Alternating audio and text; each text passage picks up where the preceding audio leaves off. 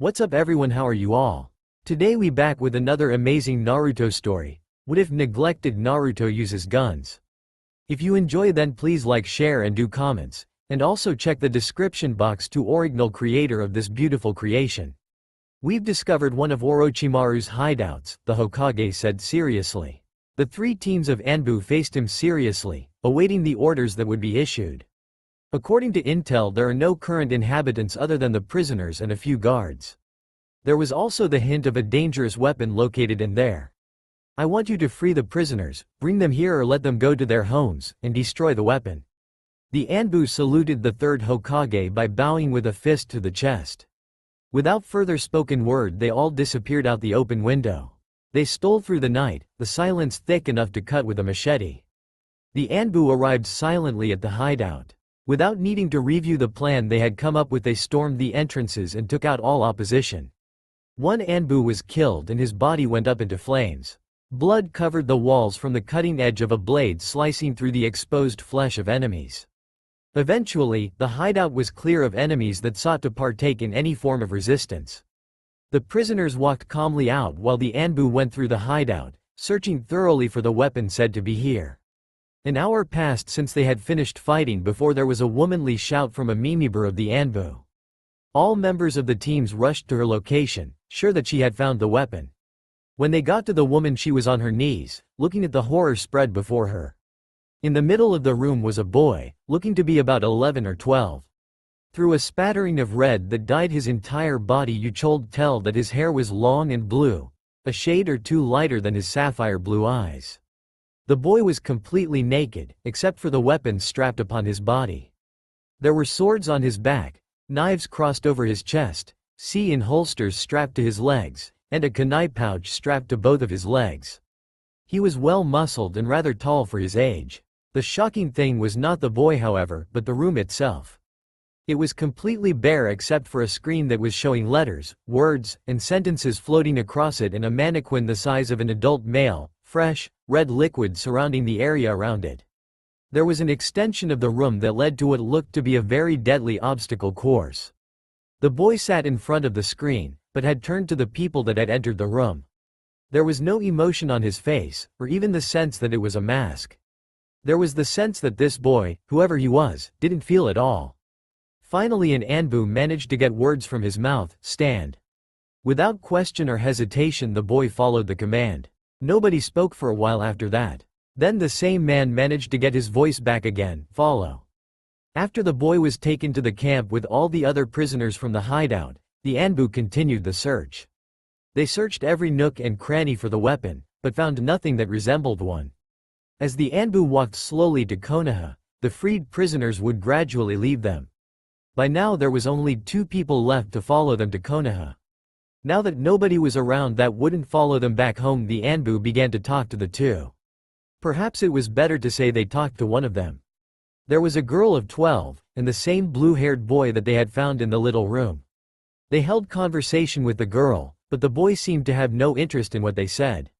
He followed commands to AT, but didn't respond to questions. Before they began their trek, the Anbu had found clothing for the boy in the hideout, but he hadn't known what to do with it. There was a simple green wrapped top that consisted of 2 shades and baggy capris of the darker color that matched the top. He wore no shoes. One Anbu wouldn't give up on talking to him, however, and that was the woman who had originally found him. A few days from Konoha the woman fell into step with the boy. "Hello, my name is Michi Kidoaraku.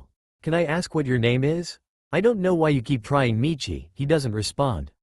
"We don't even know if he can talk." One of the Anbu kept making this point, but Michi never listened. Then an unfamiliar voice spoke in a quiet tone. There was no accent, just a simple forming of words, but the voice was a little higher than the average boy of 12. "Nah." There was a slight hesitation, but everyone stared at the boy's silent and wide-eyed. "Name?" He said the word in a slight questioning tone. The woman was the first to respond, with a cheerful tone in her voice. "Yes, your name." "What is a name?" The boy looked at her dully, seemingly confused by the word, though he showed it in neither his actions or expressions. Everyone else still hadn't recovered from their shock to become so again, but the woman was taken aback a little. "Well, a name is what you refer to a person as." So you would call me Michi, for example. You are Michi, it was a statement, not a question. That's right, my name is Michi. What do people call you? People.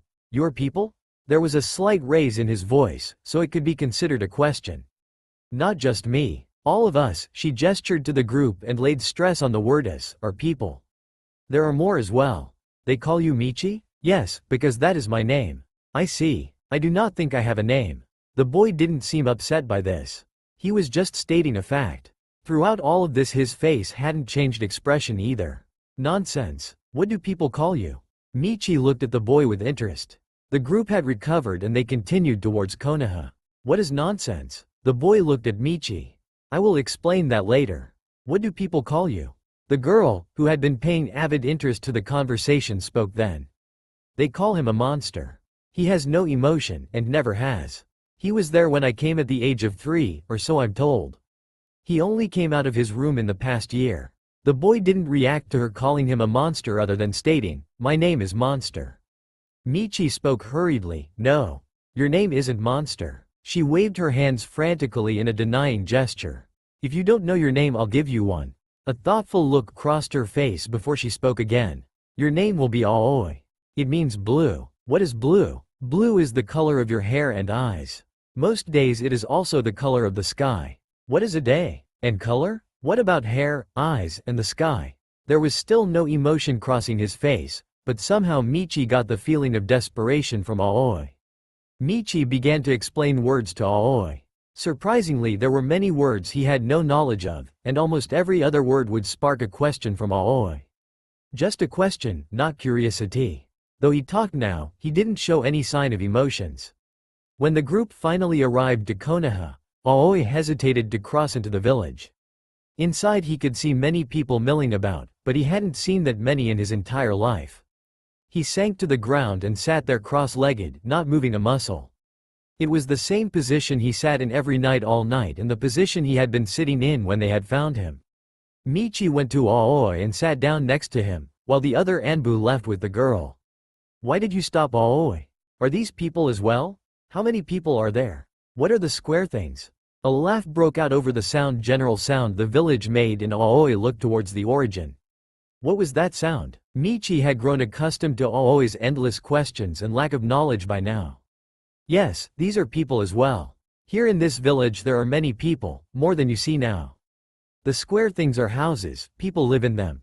That sound was laughter. What is laughter? Well, it's a sound people make when they feel joy or happiness.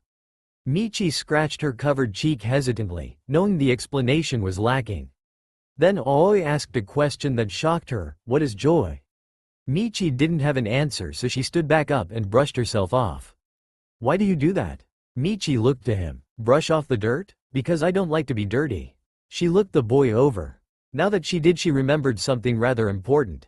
You're dirty. What is dirty? Michi ignored the question and dragged him through the village to a bathhouse. She had neglected to bathe him after finding him, and was just noticing that he was still covered from head to toe in red, besides the clothing. Go and bathe, she commanded. How do I do that? Aoi looked at her expressionless. There was no embarrassment or shame to be seen on his face. Well, you just kinda, you know. Michi faltered and stopped. I do not know. Eventually, with lack of explanation and want to do so, she went to the front desk. She had a rather quiet discussion with the lady there before she beckoned Aoi over. Together they walked through a door to a private bath. Take your clothing off, Aoi. He didn't hesitate and easily slipped out of the clothing that he had been wearing. They had taken away his weapons until they thought it safe for him to have them. Now, sit down, Aoi. Michi was completely flustered by Aoi's uncaring manner and his toned muscles, but she managed to push the feeling to the side and began to bathe the boy. What are you doing? Aoi looked back at her. I am making you clean. What is clean? It's when there is no dirt or muck on something. You are dirty, which is the opposite of clean. So you make things clean with water? Yes. The water coming off of Aoi's body was a bloody red in color, and seemed to be formed from layer after layer of the stuff. Michi couldn't help but wonder if some of it was, in fact, real blood. What is that smell? Aoi had gotten the scent of the soap. That is soap, it helps remove dirt from things.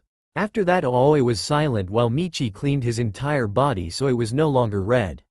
When she got to the groin area she looked Aoi in the eye. "Do you get the idea? How about you wash that area?" She gestured vaguely to said area and turned to the side whilst holding out the brush. Aoi took the brush and began to scrub. Michi let out a sigh in relief. When Aoi was clean and dressed, Michi regarded him again. He was a tall boy, but now she could tell that his features were long to match.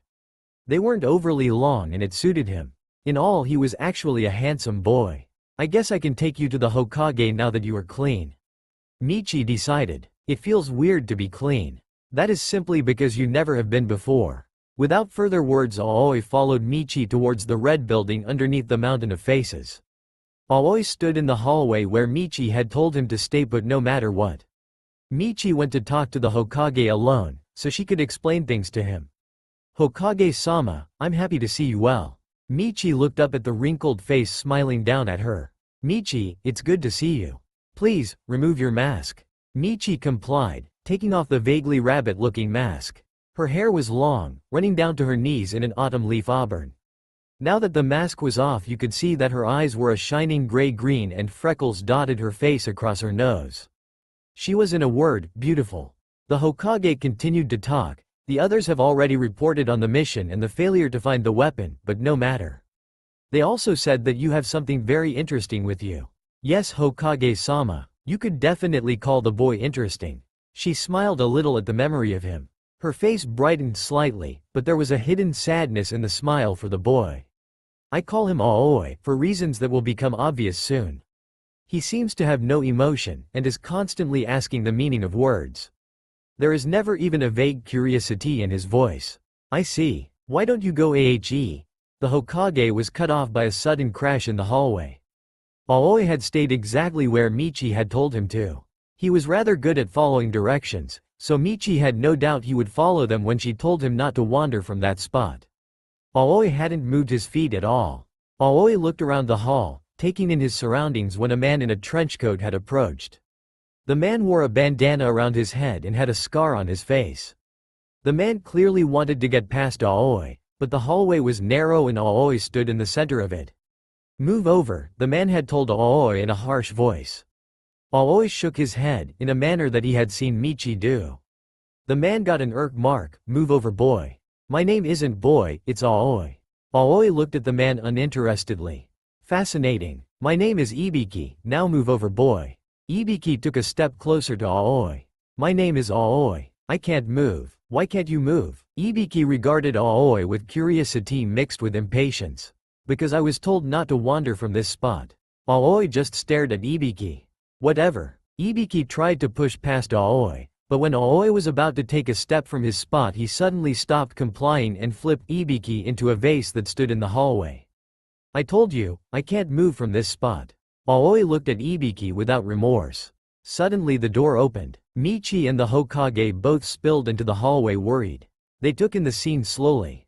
Aoi stood exactly where Michi had told him to while Ibiki was picking himself up off of the floor. "What happened here?" Michi asked in disbelief. She found it hard to believe that someone like Ibiki had tripped into the vase, so she questioned Aoi. "You told me not to move from this spot." Ibiki tried to make me move. Understanding flashed across Michi's face. Aoi would follow orders to AT, so long as they didn't contradict his original order from someone else. The Hokage was holding back a chuckle with great effort. It wasn't every day that somebody managed to flip his chief of interrogation, if anyone ever tried. Ibiki, for his part, was furious, but he apparently had other things to worry about because he went on his way. "I'm terribly sorry for the disturbance, Hokage-sama."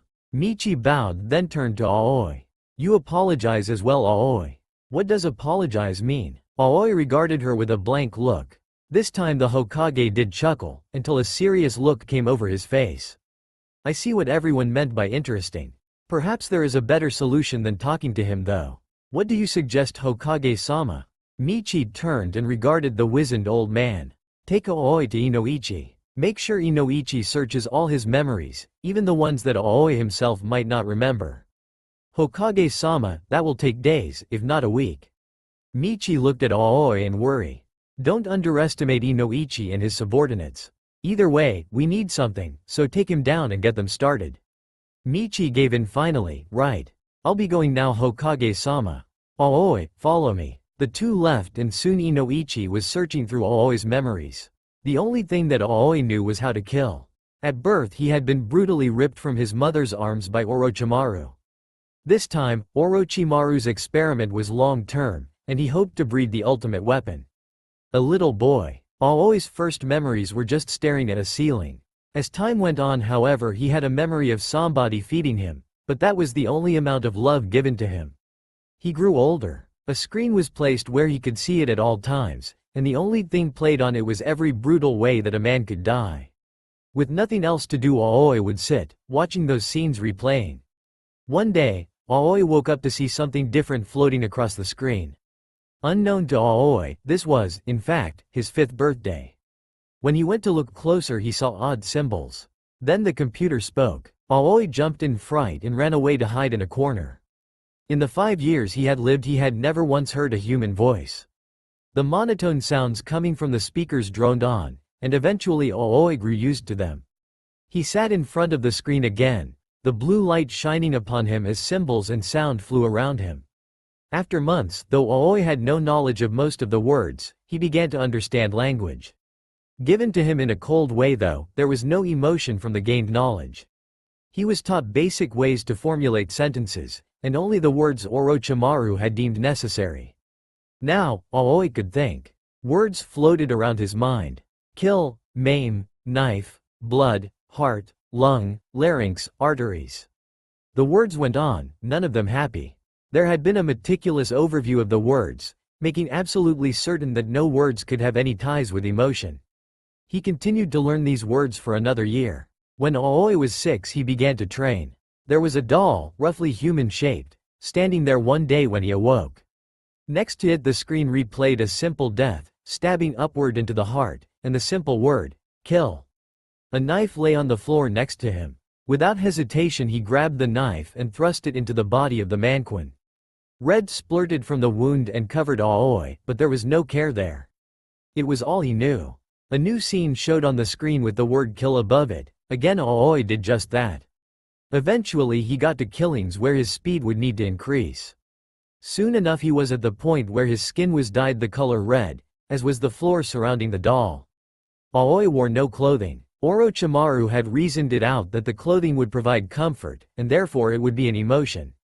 Likewise Aoi knew nothing of a bath, cleanliness, or any of those simple things.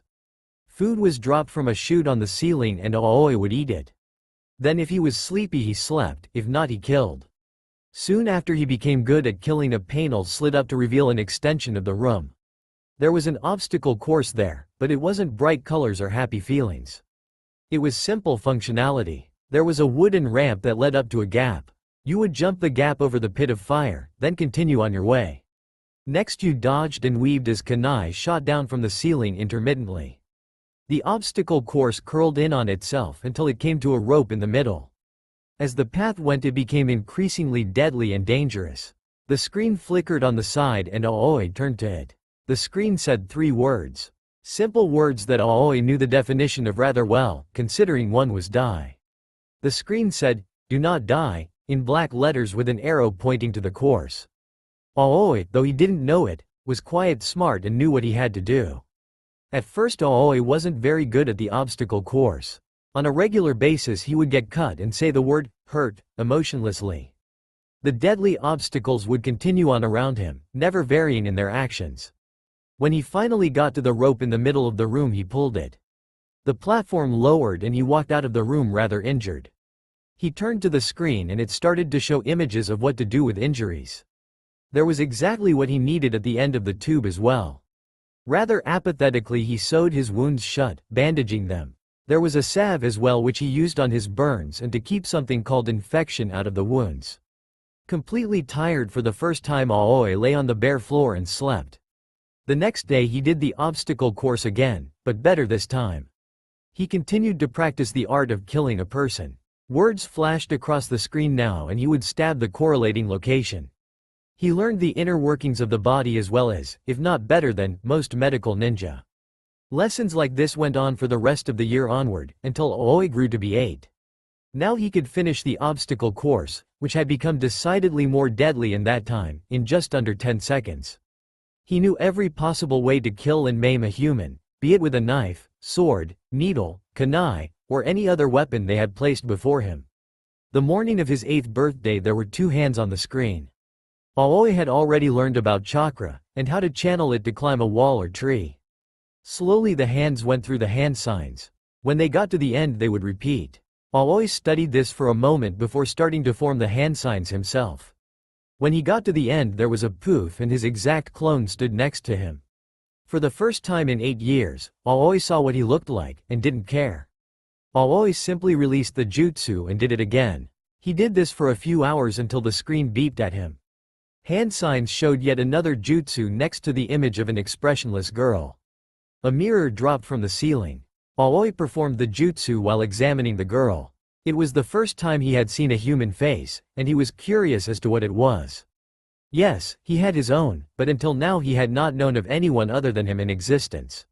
When he finished the jutsu there was a poof. Looking in the mirror he noticed that he was an exact replica of the woman.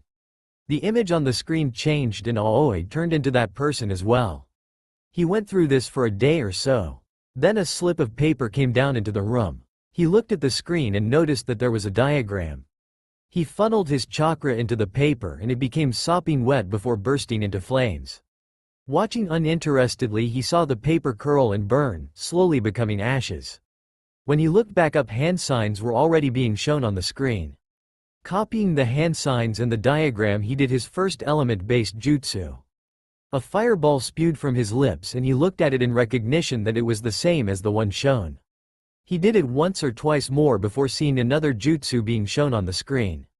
This depicted a similar jutsu, but it would be water instead of fire. The ball shot from his lips, extinguishing the fire in the obstacle course. He continued to practice all that he had learned as a simple routine for the next month. The next month yet another jutsu was being shown on the board.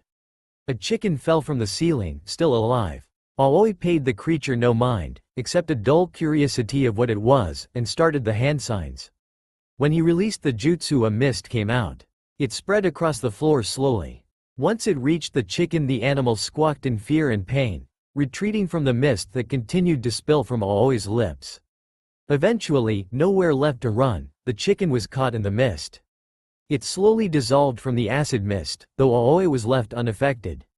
He let the mist dissipate before trying the jutsu out once more. So the months went until he reached his 11th birthday. By now he had many jutsu stored in his brain, speed that was practically unrivaled except by a select few, knowledge of the body that only few knew, and, of course, no emotions. A panel slid open and Aoi walked through it into a large, high ceiling room. A panel across the room slid open as well and a little girl was shoved through the room.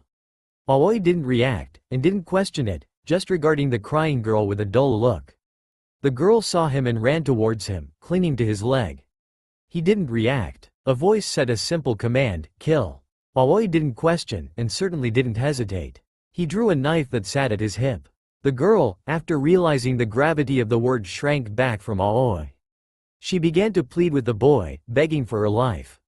But he simply flashed behind her and with a clean stroke slit the girl's throat. He regarded her with an apathetic gaze as she lay spluttering on the floor in confusion. The light gradually faded from her eyes and she lay there, dead. Next a man entered the room. Unknown to Aoi he was an Anbu from the hidden sand village.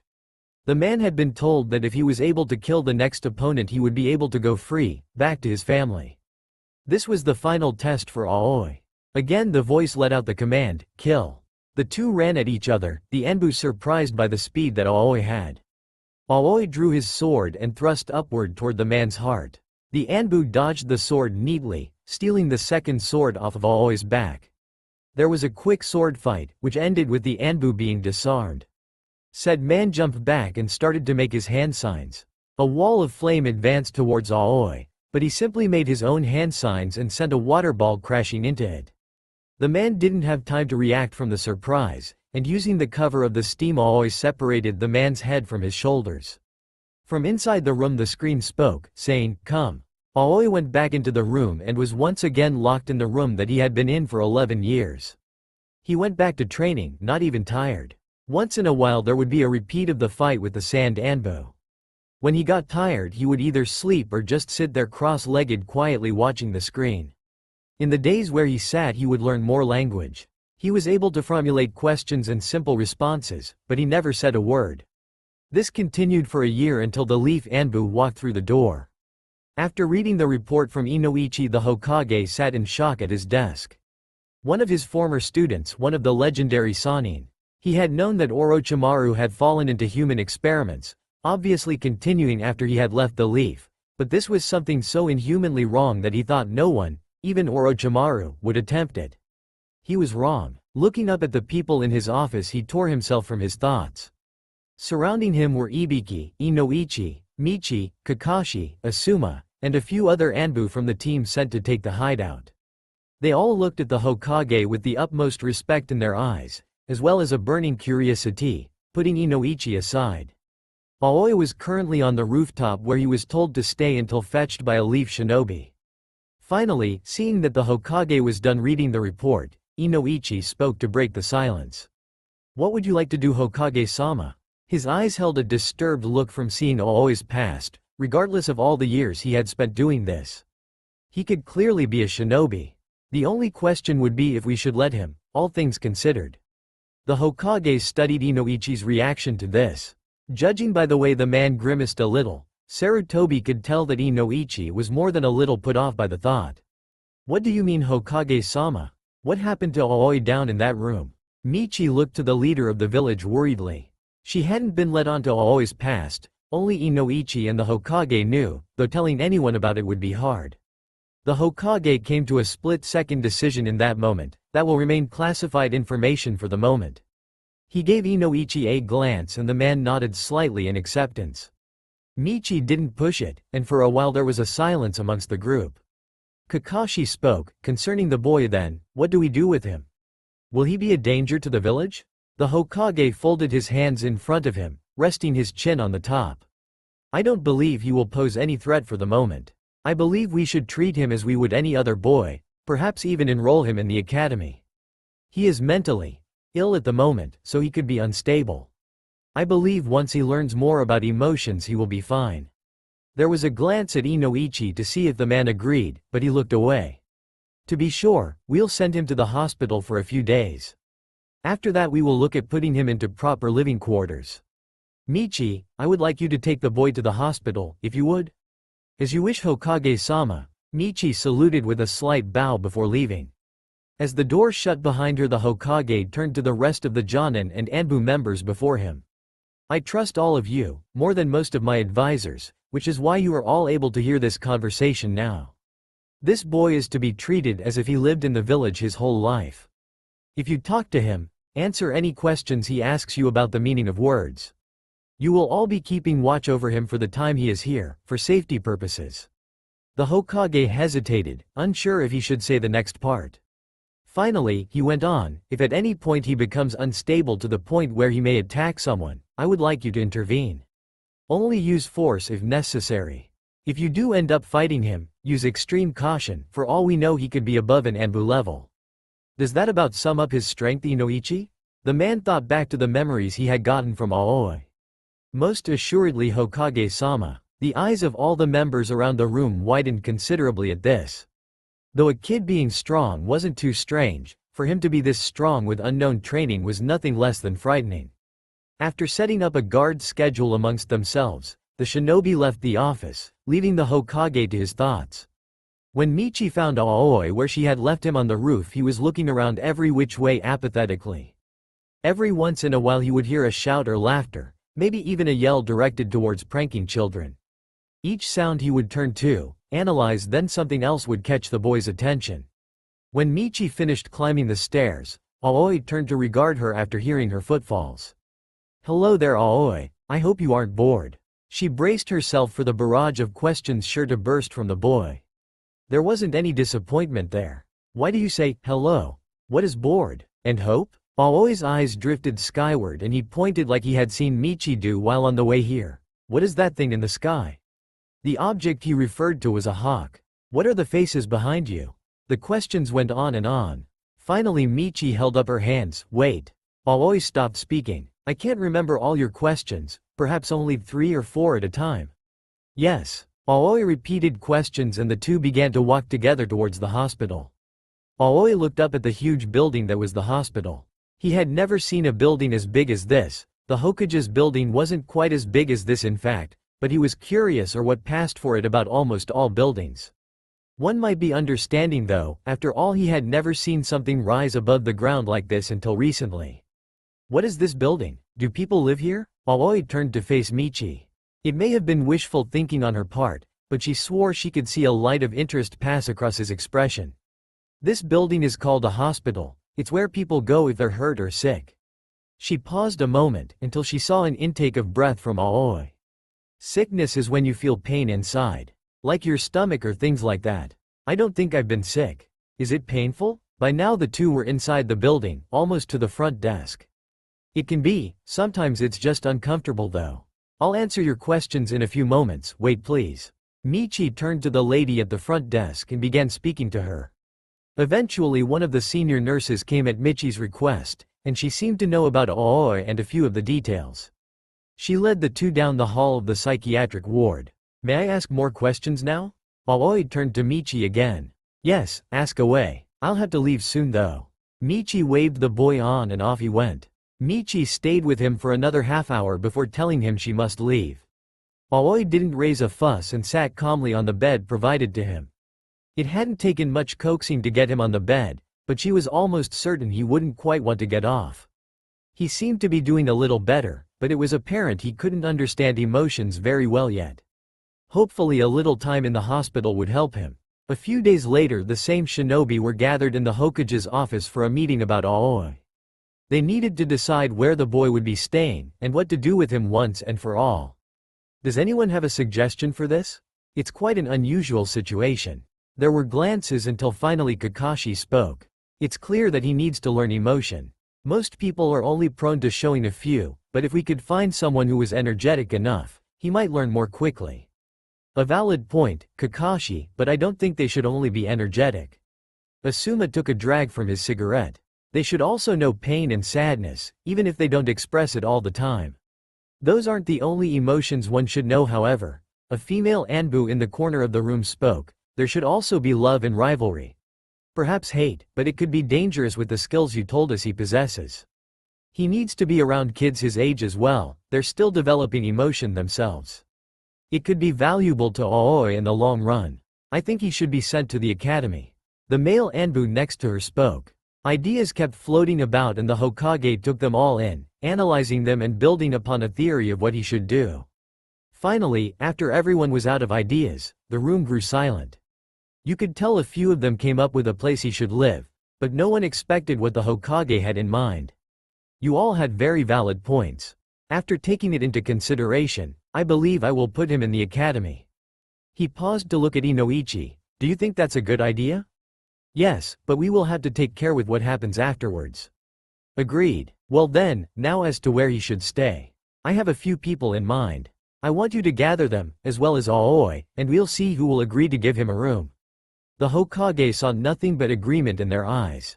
Dismissed. The shinobi left to gather the people as requested by the Hokage, and soon all persons mentioned were gathered before him. Utter looks of confusion on their faces led the Hokage to believe that none of them had been told anything beforehand, as he had requested as well. Before him stood Sakura Haruno along with her parents Choji Akamichi. Parents accompanied Shikamaru Nara ditto Naruto Uzumaki, Sasuke Uchiha, and the head of the Hyuga household along with Neji and Hinata. Aoi stood at Sarutobi's side regarding the people before him disinterestedly. There was an awkward, unbroken silence that descended upon the room.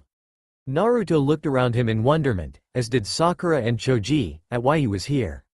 The Hokage cleared his throat and spoke. I'm pleased that you all were able to come here on such short notice. I have a question I want to pose to you and your families, and want you to look at it with an open mind. The boy next to me is Aoi. Aoi bowed as the Hokage had told him to, pleased to meet you. His tone was flat and monotone, making it seem like he was anything but pleased. The group was almost taken aback by the tone, it sounded so dead. He's a recent orphan. His parents recently died in a top-secret mission, so his surname can't be disclosed. Mental trauma has blocked his emotions and most of his vocabulary. If he asks a question, it is because he genuinely doesn't know. The Hokage cut off as the mothers in the room all went and hugged the boy, cooing and coddling him. Aoi stood in their midst stock still and uncaring. It could have been a passing fancy, but one might have seen confusion in Aoi's eyes. "What's in her?" Aoi cut himself off as he remembered Michi's order not to ask questions. The cooing subsided, but all the mothers still surrounded the boy with hugs. The Hokage got room to speak again however, and continued, "I have a question I would like to ask all individuals here. Would you be willing to take in and raise Aoi?" The room was silent, enough so that you could hear a senbon needle drop. The mothers released Aoi and went to talk with their husbands. The Hyugas spoke first. "I'm afraid the Hyuga clan has too much to worry about in our family as it is and must decline." "I understand." The Hokage nodded. "We're afraid we must also decline." Shikaku spoke for the Nara family. "Our secrets are too closely guarded to give to someone outside our family." "We must decline for the same reason," Choza agreed solemnly. "I suppose I can accept your thinking for that as well." "I refuse. I live alone anyways." Sasuke spoke quickly and somewhat politely. He didn't want to be the last to refuse Aoi a home. This whole time Sakura had been looking at Aoi in a mix between pity and complete head-over-heels infatuation. He was pretty cute. Her parents noticed this however and spoke, "I don't believe it will be wise to have him in our house."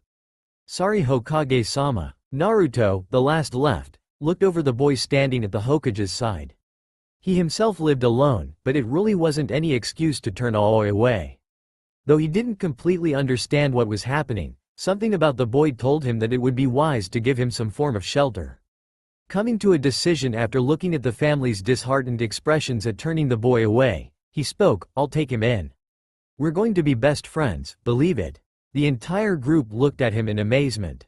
Hinata started to blush. Sakura seemed to see him in a new light. Sasuke looked at him shocked.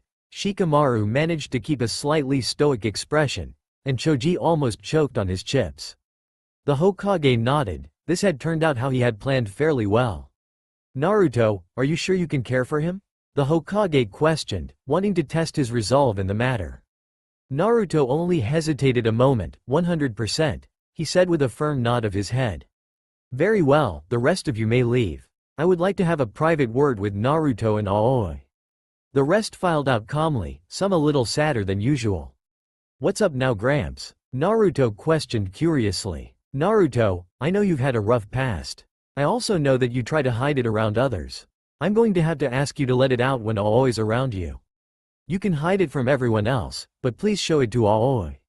He seriously can't understand emotions well, and these are ones that he'll need to understand."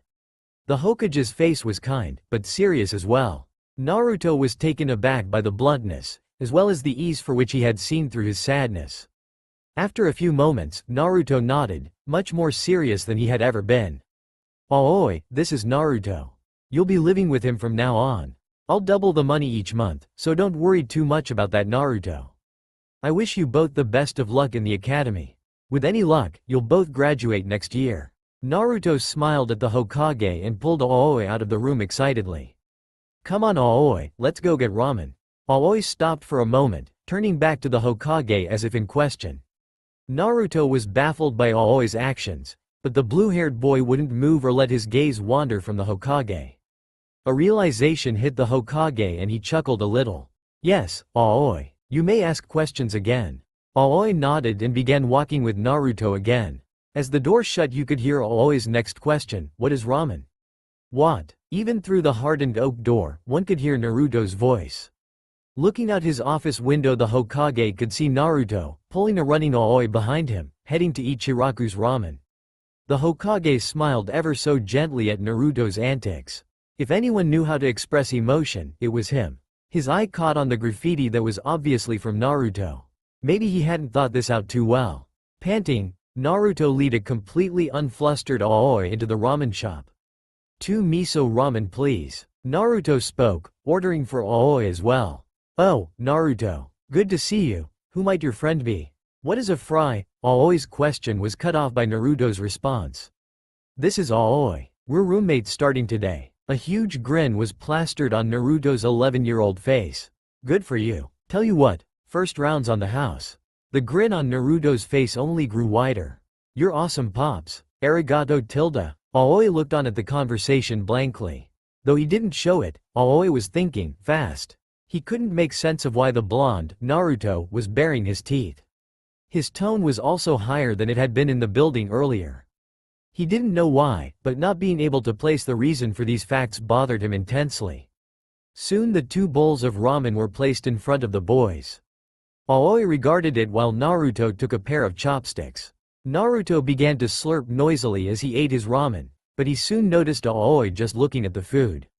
You know, Naruto finished his mouthful of noodles. You're supposed to eat it. Eat? Aoi was unfamiliar with the term, even though he had been doing it for years. Yeah, like this. Naruto shoved another mouthful into his mouth. Aoi nodded slowly, looking at his ramen again. Aoi reached out in a fluid motion. Before Naruto could do anything, Aoi was trying to scoop the food into his mouth with his bare hands. The ramen, which was hot enough to burn, did just that.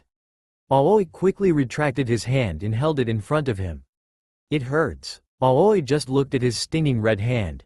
Naruto started to freak out. Of course it hurts. You just stuck your hand in burning hot food. Let me look at your hand. He set down his chopsticks and took Aoi's hand in both of his. From what Naruto could see, the burn wasn't serious. If he bandaged it, the wound would be fine. Aoi's attention was back on his ramen. How do you eat this? He was about to put his other hand in, but Naruto was fast enough to stop him this time. Wait, Aoi looked up, you can't eat it with your bare hands. You need something else to pick the food up. Naruto took a pair of chopsticks from the canister on the tabletop. He broke them in half, handing them to Aoi. Use these to pick up the food. Aoi took the chopsticks in 2 separate hands. He held them in a tight-fisted grasp as he started to stab them into the ramen. It wasn't enough power to break something, but you could see that Aoi was concentrating. If you looked even closer you could see that he was trying to stab a piece of the meat on top. Naruto laughed a little at Aoi's antics. Aoi turned to him. Why did you make that sound? What sound? Naruto looked at him confused. Laughter? Why did you make that sound? Why? I laughed because I thought you trying to get food was funny. Funny? Aoi didn't recognize the word. Well, it's like when you pull a prank and get away with it. Naruto nodded as if he had explained the word perfectly. What's a prank? Naruto's jaw dropped. In his eyes, this blue-haired boy had more problems than Sasuke. We'll get to that in due time.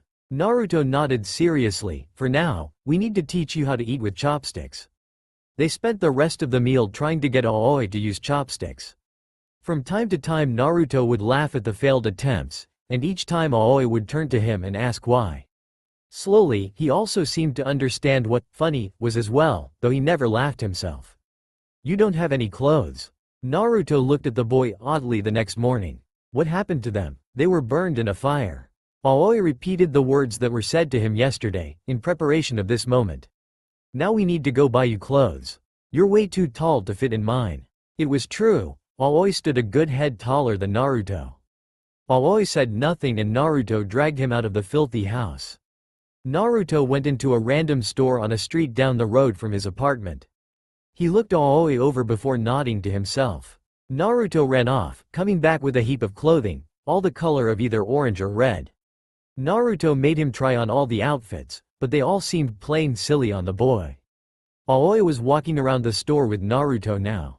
Suddenly Naruto spoke. Stop. Aoi stopped immediately. Naruto looked it over. Take a small step back now. As soon as he did, Naruto pulled Aoi into the dressing rooms again with a flash of blue, orange, and green.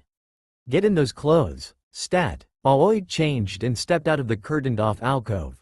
He wore leaf green capris that went down to mid-calf. They were baggy, but tighter where there were openings. There were brown combat boots on his feet that met the pants where they ended. For a top there was a short-sleeved jacket that hung open, the same color as the pants. He wore a simple fishnet shirt underneath that. Almost, but it doesn't seem badass enough. Naruto looked the boy over critically.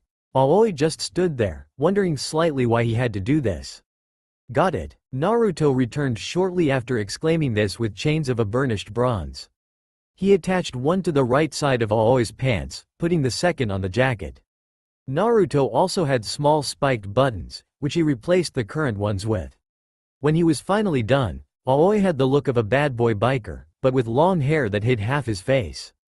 Perfect. Naruto grabbed several of the same outfit and went back to the apartment. Even though the apartment was already a mess, Naruto showed Aoi how to fold his clothes. They were just talking, until there was a pounding on the door. Naruto yelped, but Aoi went up to the door and opened it, like he had seen on the television that was put in his hospital room. In the doorway stood Iruka.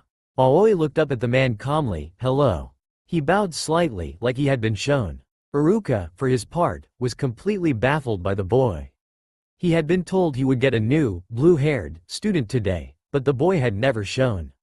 Now, coming to get Naruto during the lunch break, he finds said student standing before him. Iruka finally regained enough control to greet the boy. "Ah, hello. I'm Iruka, are you Aoi? That is what people call me. I'm your new teacher at the academy. You didn't show up today. What is a teacher? And the academy?" Aoi cocked his head to the side, as Naruto had done once while asking a question. "And new? What's today?" Iruka looked at the boy, before remembering that the Hokage had warned him about this. A teacher guides you in learning things. The academy is where teachers teach. New means that it hasn't really been known or seen before. Today is, right now. This entire day, from midnight to midnight, is today." Aoi nodded. Naruto made the mistake of peeking his head out from behind the taller boy. Iruka obviously saw. Naruto hid back behind Aoi with a little eep. "Oi, Naruto, are you the reason Aoi was late today?" Iruka grabbed the boy from behind Aoi's back, holding Naruto by his collar. "It's not my fault, believe it. Aoi needed new clothes, so we went shopping." Naruto pleaded desperately in fake tears. Iruka looked past Naruto at Aoi. "Is this true?" "Yes, we got these clothes." Aoi pointed to himself. A sigh escaped Iruka's lips. "Alright you two, let's get to the academy. I need to introduce Aoi to the class." "What's a class?" Naruto and Iruka entered the classroom first. Naruto simply went to his seat, as if he hadn't missed the entire first half of the day. Everyone else was already back from their lunches, so Iruka began speaking. "Class, we have a new student joining us. Please come in here." Iruka raised his voice slightly, and Aoi stepped through the door. "Class, this is Aoi. Please tray." Iruka was drowned out completely by the fuss everyone made. "Eek, he's almost as cute as Sasuke. Hey, I haven't seen you before. Do you have a girlfriend? What's your name again? What clan are you from? What's your favorite color?" There was just a general fussing. Except for a few of the more star-struck girls. "Shut up." Iruka lost his temper for a moment, and the class instantly quieted. "As I was saying, this is Aoi, please treat him kindly." "Hello," Aoi said simply, bowing slightly. A few girls got hearts in their eyes at this. A bad boy-looking kid that was completely polite, just to die for apparently. "Aoi, there is an empty seat next to Ino, raise your hand so Aoi knows where to sit." Iruka looked up from the seating chart. Aoi walked up to the blonde, whose hand was raised high in the air, hearts in her eyes. When he sat down, all the girls near him noticeably scooted closer. Aoi didn't seem to notice and just sat there straight-backed. Iruka went on with the lecture like nothing was happening. Boys glared daggers into the back of the boy who stole their crushes from them. The girls sent winky faces and looked at him with a strong lust. To everyone, it seemed like a new Sasuke was born. Except that instead of acting emotionless, Aoi practically was. It had been almost a year since Aoi had entered the academy. Though he had a stronger sense of language and words now, he still had trouble with emotion. He couldn't understand why girls would sigh as he walked past in the hall, or why the guys around would get dark looks in their eyes and clench their fists. Naruto would lead him around the school every day until they would find a place to eat. If asked, he would deny it. But passing people that didn't stare at him angrily was nice. Of course, Aoi's total lack of understanding in some things could be a problem. For a long while he was banned from practice fights in the academy. When he finally did get to fight, he was much too fast for the eye and the kid was on the ground unconscious within moments. It had been Kakashi that watched him that day, and the Sharingan itself almost couldn't keep up with how fast he had moved. As it were, all the academy students looked in awe that the guy had seemingly just fallen face first into the dirt. Iruka tried to cover up his shock, telling two of the boys to take the third to the infirmary. On one occasion, before Aoi had gotten the hang of chopsticks, they had eaten lunch with a few other boys from their class. Shikamaru, Kiba, and Choji looked at him oddly as the boy fumbled around, trying to eat his rice from the bento they had bought at the store. Eventually, when Aoi grew tired of trying, he just shoveled the food in with his hands. Choji joined him, seeing the sense in what he was doing. The others soon let them be, seeing there was no point. Aoi still prefers to eat that way even after he was able to use chopsticks. Worst of all he did though was largely because of Naruto. Every few weeks, Naruto would come up with some grandiose prank, which involved the help of Aoi. From decorating the Hokage's office like a circus, to painting the windows on houses to make it seem like nighttime, even dressing the Hokage up like an octopus at one point. Don't ask them how, like good pranksters, they never revealed that secret. Aoi personally never understood the pranks, but he would do them anyways. Now, the year in the academy was almost over, to be marked by one thing: the graduation exam. There was a small, fairly easy, written test before one by one the students were called in. Aoi now sat by Naruto, after Iruka had noticed Ino steadily scooting closer and closer to Aoi until she was practically in his lap. Aoi regarded Naruto curiously as he freaked out. What's wrong? Aoi cocked his head. It had become a habit to do so with every question. Naruto looked at Aoi. Aren't you nervous at all? This is the moment we could either become ninja or be stuck here another year. Nervous? Aoi looked slightly confused, having picked up the expressions of others when they asked questions. I don't know how to explain. Naruto thought a moment. It's like a tightening of the muscles in the stomach. You feel like you'll throw up and you start thinking of failure as the only option. Kinda like that? I don't understand, Aoi stated bluntly and honestly. Naruto's sweat dropped. Of course you don't. In all honesty, Naruto almost found the lack of understanding funny. He sobered when he thought of the cause though. The door slid open. Aoi. Follow me. Iruka turned and the blue-haired boy followed him from the room. Aoi, though he had no idea of emotion, felt a carefully hidden dark atmosphere when he entered the testing room. He didn't know why he felt that, having no clue that Mizuki was probably the cause with all the hate stored in his heart. Aoi just paused a little at the doorway before entering the room completely. Aoi, this is Mizuki-sensei. We would like to see you perform the clone jutsu. Iruka directed. Needing no other prompts, Aoi made the necessary hand signs before a good 14 replicas stood behind him. As expected. Good job Aoi, take a headband. Aoi reached out and grabbed the piece of metal. Seeing how Iruka had his on, he tied the headband on his forehead, which was then immediately covered by hair. Thank you. Aoi bowed slightly. You can leave now, the Hokage wants to see you in his office as well. Iruka said, looking at the clipboard in a distracted manner. Right. Aoi left, heading to the Hokage.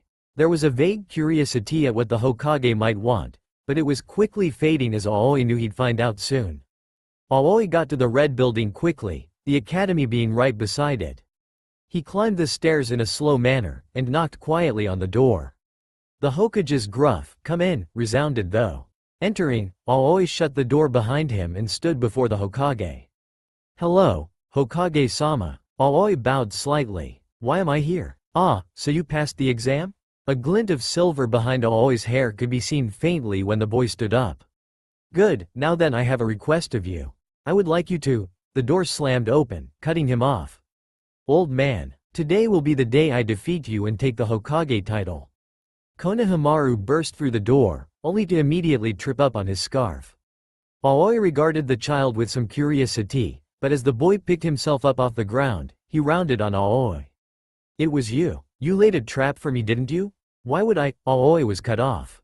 Curse you. I would have been able to beat him today too. Konohamaru ran up, preparing to kick Aoi. Having strictly been told not to kill, maim, or knock anyone out, Aoi simply blocked the incoming attack. Not expecting this, Konohamaru fell on his butt. Aoi reached out a hand, as he had seen others do while wandering the village. Are you hurt? Aoi's head was cocked to the side again. Konohamaru looked up, but the only thing that ruined the moment was Aoi's expression, or lack thereof. Konohamaru tried to slap Aoi's hand away, but Aoi caught it in a firm grasp. He hefted the boy up, leaving him dangling by his arm.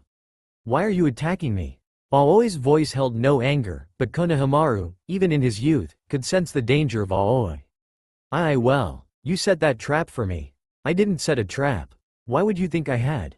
Because, old man wouldn't, and you're the only person in the room besides him. I don't trip on my own. Aoi thought he was being utterly serious, even though he had witnessed Konohamaru tripping on his scarf only moments before. Well, I didn't set the trap, but I'm not the only one in here besides Hokage-sama. Oh? Who else is? I don't see anyone, Konohamaru replied sarcastically. Aoi set the boy down before pointing out the window. Someone is just outside that window crouched down. I heard him leave the room before I came in. There was a chuckle from the Hokage. A wind picked up and the, previously thought, silver paint blew in the wind. Seems like you've been discovered, Kakashi. The Hokage looked over as a lazy eye rose into view. I've seen you before, Aoi stated. Oh? Kakashi's voice rang out. When was this? Every 8 days you'll be following me around. Why do you do that? Kakashi's eye widened a fraction, but he didn't answer. Anyways, as I saw, the Hokage was cut off yet again by a shout. Konohamaru. Ebisu rounded the door, finally finding his student that had run off. Konohamaru, you're missing practice. Let's go train for now. But I almost had grabs today. Konohamaru shouted at him. The Hokage sighed slightly, as his face showed a slight annoyance at being interrupted constantly. The two had a small argument until Ebisu got a winning point.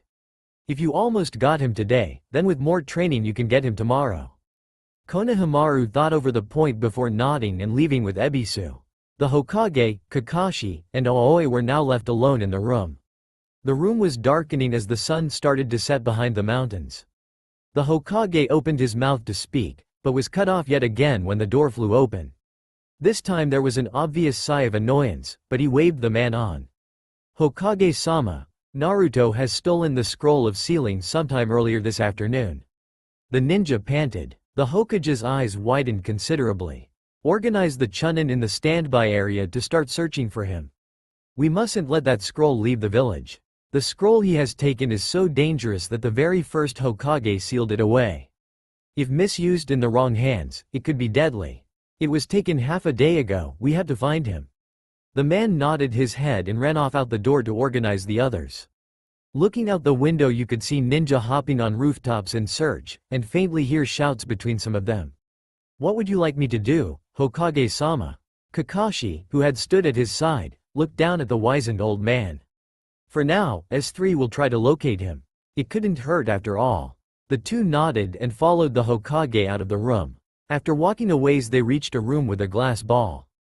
All three watched with avid, though some didn't show it, interest. A scene flickered to life. Wait till I show you. I never dreamed. Some of the ninjutsu are so amazing. If I show you I've mastered these techniques you'll have to let me graduate. Naruto looked up at Iruka excitedly as Iruka looked at him in confusion. _timeskip, because you better know what happens _.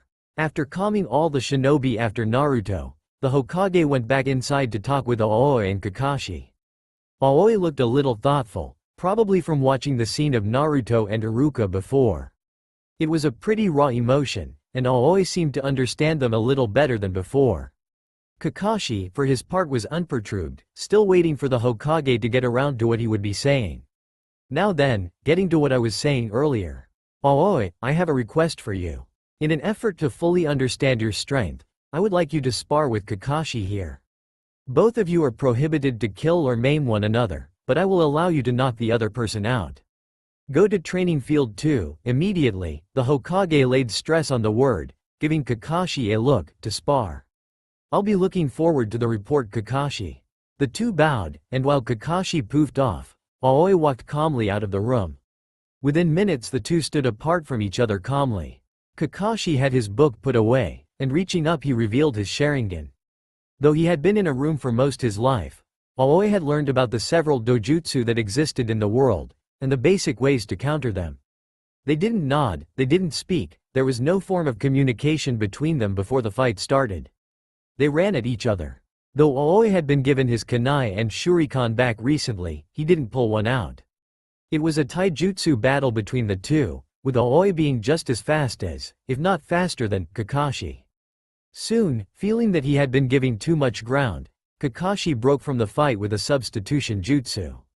In a tree he began making hand signs, missing the ones that Aoi himself made. When the hand signs were done, the jutsu was released instantly. Kakashi had used one of his strongest attacks, Raiju Hashiri no Jutsu. The electric wolf raced towards Aoi, who at the last second tried to dodge it. Unfortunately, Kakashi still had control and directed the wolf to chase after Aoi. Using his blinding speed, Aoi managed to stay ahead of the blue wolf chasing him down, but nothing is faster than lightning. After a while the wolf managed to catch Aoi, and there was a scream, but it didn't last long. With a poof, Aoi disappeared from Kakashi's sight. A clone, not only that, but a caged Bunshin. Must have learned it when he watched Naruto beat Mizuki up. Kakashi's thoughts were indeed correct. After seeing the hand signs and jutsu only once, Aoi had been able to replicate the technique. Knowing he had focused on the clone too long, Kakashi began to turn, searching for Aoi. Little did he know, or expect, that the boy was now behind him. Aoi had already begun the downward stroke that would have knocked Kakashi out. Now, since Kakashi had turned, it was headed straight to the trachea with a force that would surely crush it, with the possibility of death. Kakashi barely made it in time, raising both his hands to stop the deadly blow. He caught the arm, but before he had a good grip, Aoi disappeared in a poof. Another clone? Kakashi jumped down into a clearing, expecting anything except what happened. He suddenly felt lightheaded, sinking down to one knee. After Kakashi had taken to the trees, Aoi had made a genjutsu-like barrier around the field. Now, as Kakashi stepped over that barrier, he was feeling the effects. He analyzed it quickly with his Sharingan. It was high level, and though Aoi had never really practiced genjutsu before, quite well made. Acting quickly, before Aoi had the chance to attack, Kakashi tried to release the genjutsu. After one or two tries, he managed it. Just in time as well, because at that moment Aoi threw kunai from behind him. Kakashi dodged quickly, in the nick of time. A moment longer and his arms would have been impaled and rendered useless. The Hokage had said not to kill, and Aoi would stay true to his word. Night had fallen, and the darkness around him was still and silent, excepting the rustle of leaves and flap of wings as animals came out for the night. So far, no attack was being made, but Kakashi didn't let his guard down. A few moments later, acting on pure reflex and instinct, Kakashi spun to the side. Aoi's kick, aimed at his kidney, went past him, but Aoi wasn't done yet. He planted the foot, spinning and landing his heels solidly on Kakashi's face in a heel hook. Not even a second later though, there was a slight poof and Aoi was electrocuted by Kakashi's Raiden Cage Bunshin. From the bush he was in, Kakashi noted that there was no poof of smoke from a clone. He had finally landed a hit, he just had to hope that it wasn't too much for the boy to handle. Aoi slowly stood from where he had fallen. The shock from the clone had been great, but Aoi's body was well conditioned, and it would have taken a lot more voltage to kill him. Yes, he was greatly injured by that attack, in fact his nerves felt fried, but he had survived. Aoi ran to the forest. From here on, neither were likely to stand in the middle of any clearings. It gave the other too much of an advantage.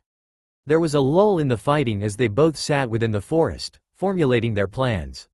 Little did either of them know that the other was only a mere 20 feet away. It was a new moon tonight, and clouds covered most of the stars, leading to almost a pitch blackness that even the Sharingan had trouble penetrating. Soon they were in action again, and Aoi was seeking Kakashi out. He moved up the tree and widened his senses, searching for any sign of his opponent.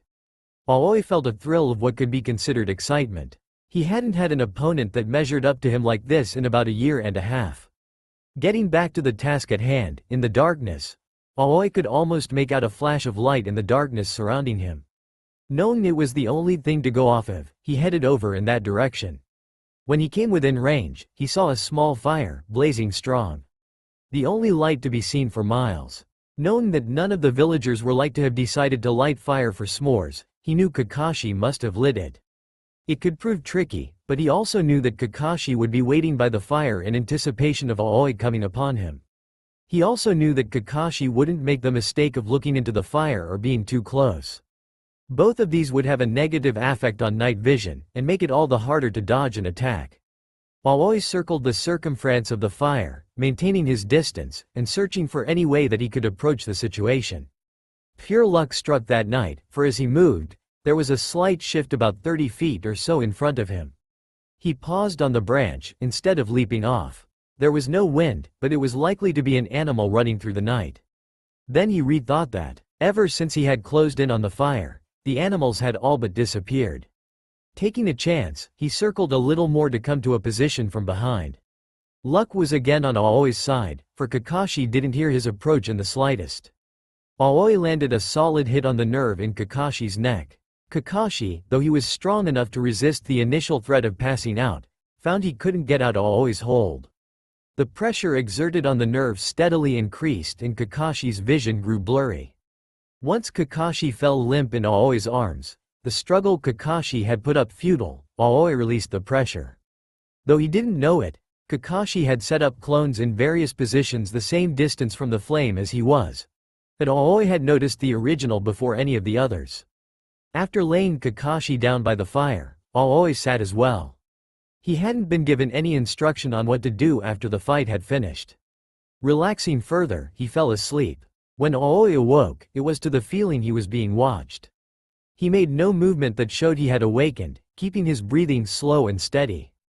As sleep left him, he became aware of the early morning bird calls, as well as the rustling of scavengers on the ground searching for food.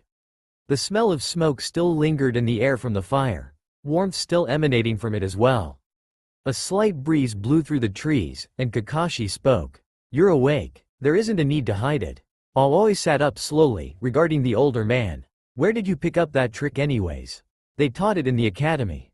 Aoi looked at Kakashi dully. Kakashi, though he had fought for half the night, didn't look too bad. His hair was still spiked, but if you looked closely enough, you could tell it was messier than usual. His mask sat crooked on his face, and the headband didn't quite hide the scar as well as it once might have. Kakashi's clothes were also more rumpled than usual. "I suppose they did. The only reason I asked was because I wondered if Naruto might have rubbed off on you." Kakashi regarded Aoi steadily. Aoi's clothing was slightly singed from the Ryaden Cage Bunshin, and his hair stood up in places from the static electricity. Plenty of his hair still hung in front of, and around his head in straight pieces though. There was a scratch or two from where a twig or branch may have scratched him, but he too, looked rather unaffected. The silence stretched, and Kakashi soon became aware that if there would be any conversation, he would have to start it. That was a smart move with the pressure point in the neck. Aoi nodded in acknowledgement. "Are you hungry?" Again, a nod. Getting Aoi to talk had suddenly become harder than Kakashi had thought. "What do you want to eat?" Kakashi finally asked, knowing it couldn't be answered with a nod. Aoi was silent a moment in thought, then spoke, "Anything but ramen." Back in the apartment, Naruto got a nightmare accompanied with a chill, as if someone had blasphemed. "I suppose Naruto wouldn't rub off on you there. Does onigiri sound good? We could go to a tea shop." Kakashi looked at the Aoi like he was a puzzle that needed to be solved. "Why are you looking at me like that?" Aoi noticed. The look dropped out of Kakashi's eye immediately. "Like what?" "Like, I don't know the emotion." Aoi cocked his head to the side thoughtfully. Kakashi stood up. "Are you coming?" Aoi stood, and together they walked to a tea shop in silence. In fact, the rest of the time they spent together was silent. Aoi wasn't one to start a conversation unless he was curious or asking a question, and Kakashi had nothing to say to the boy. They soon parted ways, Kakashi to the Hokage and Aoi to the academy. Aoi sat down in a random seat, slowly fading off into a nap. He was a good hour or two early, but that didn't matter to him. Aoi was a rather patient boy. "Aoi!" Naruto yelled as he walked into the room. To be honest, Naruto had been slightly worried about the blue-haired boy. Now that he found Aoi sleeping at his desk, all that worry turned to anger, much as a mother would react if her child had come home 2 hours after curfew. Aoi sat up slowly from where his head had lain on the desk. He regarded Naruto with a blank look, and Naruto spoke again. "Where the heck did you go yesterday? After you tested, I didn't see you." As Kakashi had told him to, he spoke saying, "I was training." "All night?" "Most of it. Come to think of it, I haven't really seen you train before." Aoi. Naruto looked at the boy, now sitting beside him. Aoi simply nodded. "Naruto, what are you doing here?" This class is only for students who didn't fail. One of the boys confronted the blonde-haired genin. What, can't you see the headband? Naruto replied, adjusting said headband and drawing attention to it. There was an idle conversation between the two, until Sakura came up. The boy left, and Naruto just stared at his longtime crush. Naruto, move it, I'm trying to get past you. Looking behind him, Naruto saw both Aoi and Sasuke. Sasuke looked up at Naruto. You want something? He said in a cold tone. Aoi sat there indifferently taking in the scene. Eventually Sakura squashed Naruto down. Good morning Tilda. Is this seat taken? Aoi stood, allowing Sakura to take his seat. A slight disappointment crossed her face. She had been hoping that Aoi would sit on her other side so she could sit by both of them. Aoi left the room to use the restroom. The three sat, Sakura scooting ever closer to Sasuke, and Naruto glaring at the boy from afar. Finally though, that didn't suffice, and Naruto got all up in Sasuke's face, glaring heatedly. Sparks flew between them as Sasuke glared back. Aoi opened the door to see Naruto lock-lipped with Sasuke. The room was dead silent, and Aoi walked up calmly to Naruto as he sputtered, trying to make the kiss undo itself. Aoi stood there, before asking his question. Naruto, I thought you said that boys were only supposed to kiss girls. This got some chuckles from the boys, but the girls in the class were murderously silent. The room erupted into violence and Aoi stood there, without answer to his question. Iruka came in and the class calmed down. The only seat left open was on the other side of Sasuke, so Aoi took a seat there. After a short lecture, Iruka began listing off teams. Aoi listened attentively, but as the listing of names went on, he never heard his. Finally Iruka got to the bottom of the list. Aoi, you will be placed on one of the teams after you speak with the Hokage. There were confused faces, but nobody questioned it aloud. I'll introduce your Jonin instructors this afternoon, until then you're dismissed. Everyone walked off, and Aoi made his way to the Hokage's office for the second time in as many days. He again knocked, and after being told he could, entered. Aoi, I have read over the report Kakashi turned in about your fight. Aoi simply stood there. Though this is highly unusual, and I would normally wait, I believe this will be best for you and your hopeful team. All you need to do is agree, and we'll gather the people needed to make this valid. Here's what I'd like to propose. Aoi waited in the room with his teammates on Team 7.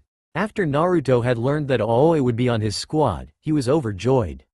They had lived together for a year, and Naruto would definitely say they were friends. When Naruto set up his trap, Aoi looked at it curiously. Cut it out, Naruto. Sakura scolded the hyperactive blonde. This is what he gets for being late. Naruto defended, like he would fall for something that obvious. Sasuke pointed out. Before Naruto got in a response, Aoi spoke, to what purpose does this serve? The other three looked at him strangely, before all eyes turned to Naruto for an answer. Well, he drifted off, unable to answer. Soon enough a hand wrapped around the partially open door. The eraser dropped, plopping onto the head of Kakashi. I'm so sorry. I tried to stop him sensei. Sakura went and sucked up. Aoi looked at the girl, and had the vaguest of feelings that she was lying out the ass. Kakashi seemed to notice this as well. My first impression of you guys is that you're all idiots. They all went up to the roof to start introductions. Now then, I'd like you all to tell us a little about yourselves. Kakashi ordered. Like what? You know, what your favorite thing is. What you hate the most, dreams, ambitions, hobbies. Things like that. Help us out here. You go first and show us how it's done. Naruto said. That's right, Sakura spoke, after all you're a complete mystery to us. Naruto seemed to realize something and looked around. Anyone see where Aoi went? The others noticed as soon as Naruto mentioned it and began to look around as well. Kakashi heard the faintest of words and looked up. Noticing this, the three genin looked up as well. Aoi sat on the archway above them, swinging his legs lightly while looking down at them. He soon lost interest and started looking out over the village. His three teammates stood dumbfounded while wondering how he had gotten up there. Kakashi just sighed a little. Aoi? Kakashi called out. The boy turned to look at him. Could you come join the team down here? Nodding, Aoi flipped off the arch, landing on branches of the trees on the roof as he made his way down. Within seconds he sat at Sakura's right. She blushed slightly, but nobody commented. Where were we again? Kakashi asked. Naruto, Sasuke, and Sakura sweat dropped before Sakura answered. You were about to introduce yourself. My name is Hitaki Kakashi. I'm the kind of person who doesn't feel like talking about his likes and dislikes. My dreams for the future are none of your business, but anyway, I have lots of hobbies. Hey, he said a lot. Sakura whispered, but all we really learned was his name. Now it's your turn, starting with you on the right. Kakashi directed. My name is Aoi, Naruto. Both boys stopped as they were talking at the same time. Aoi, I was referring to Naruto. Kakashi said languidly. But you said the person on the right. Aoi cocked his head in slight confusion. And that's Naruto. But I'm on the right. No, you're on the left. It may be left to you, but it's right to me. Aoi looked dead serious, but somehow Kakashi got the feeling he was at the center of a joke. The other three snickered slightly at this. Kakashi sighed slightly. Fine, starting with you on my right. My name is Uzumaki Naruto. Ad-libbing. Likes. Ramen dislikes. Waiting for ramen dream. Hokage hobbies. Pranks. Kakashi patted his hair in understanding. Next to my left, Kakashi shot a slight glare, as if daring Aoi to contradict. Ad-libbed. Name. Uchiha Sasuke likes, dislikes. Not said hobbies. Not said, ambition, kill a man. The young lady next. Name. Haruno Sakura likes. Boys, eye roll. Dislikes. Naruto hobbies. Squeal dream. Blush. And finally, you with the blue hair. My name is Aoi. After that the silence stretched. Kakashi sighed internally. Likes? What are likes? Things that bring enjoyment. Enjoyment? All his teammates regarded him oddly, even Naruto who had grown used to him. Naruto likes to eat ramen because it tastes good. He enjoys it. Kakashi provided. I like to see things from up high then. Dislikes? Opposite of liking something. I knew that. Dis means not. Kakashi's sweat dropped. I don't especially like ramen, but I'll eat it. Naruto cried at this. Hobbies? Something you do a lot. Ask questions. Aoi said with a completely straight face. There were sweat drops all around. Everyone had noticed this. What about your dreams? Something you want to do? There was silence, and just as Kakashi was about to move on, Aoi spoke. To understand these things called emotions. Well, we're all different in our own way, Kakashi spoke, breaking the odd looks given to Aoi at that. Tomorrow we'll be doing a survival exercise. But the academy was full of survival training. But you'll have to survive, against me. Kakashi said darkly. It won't be your typical survival training. If I told you though, you'd chicken out. Chicken out? Naruto questioned. Why? Of the 27 members of your graduating class, only 9 will actually be accepted as genin. The other 18 must go back for more training.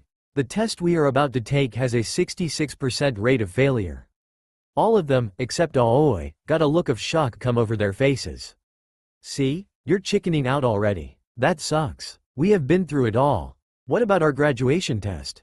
Naruto shouted out. The graduation test was to pick out likely candidates.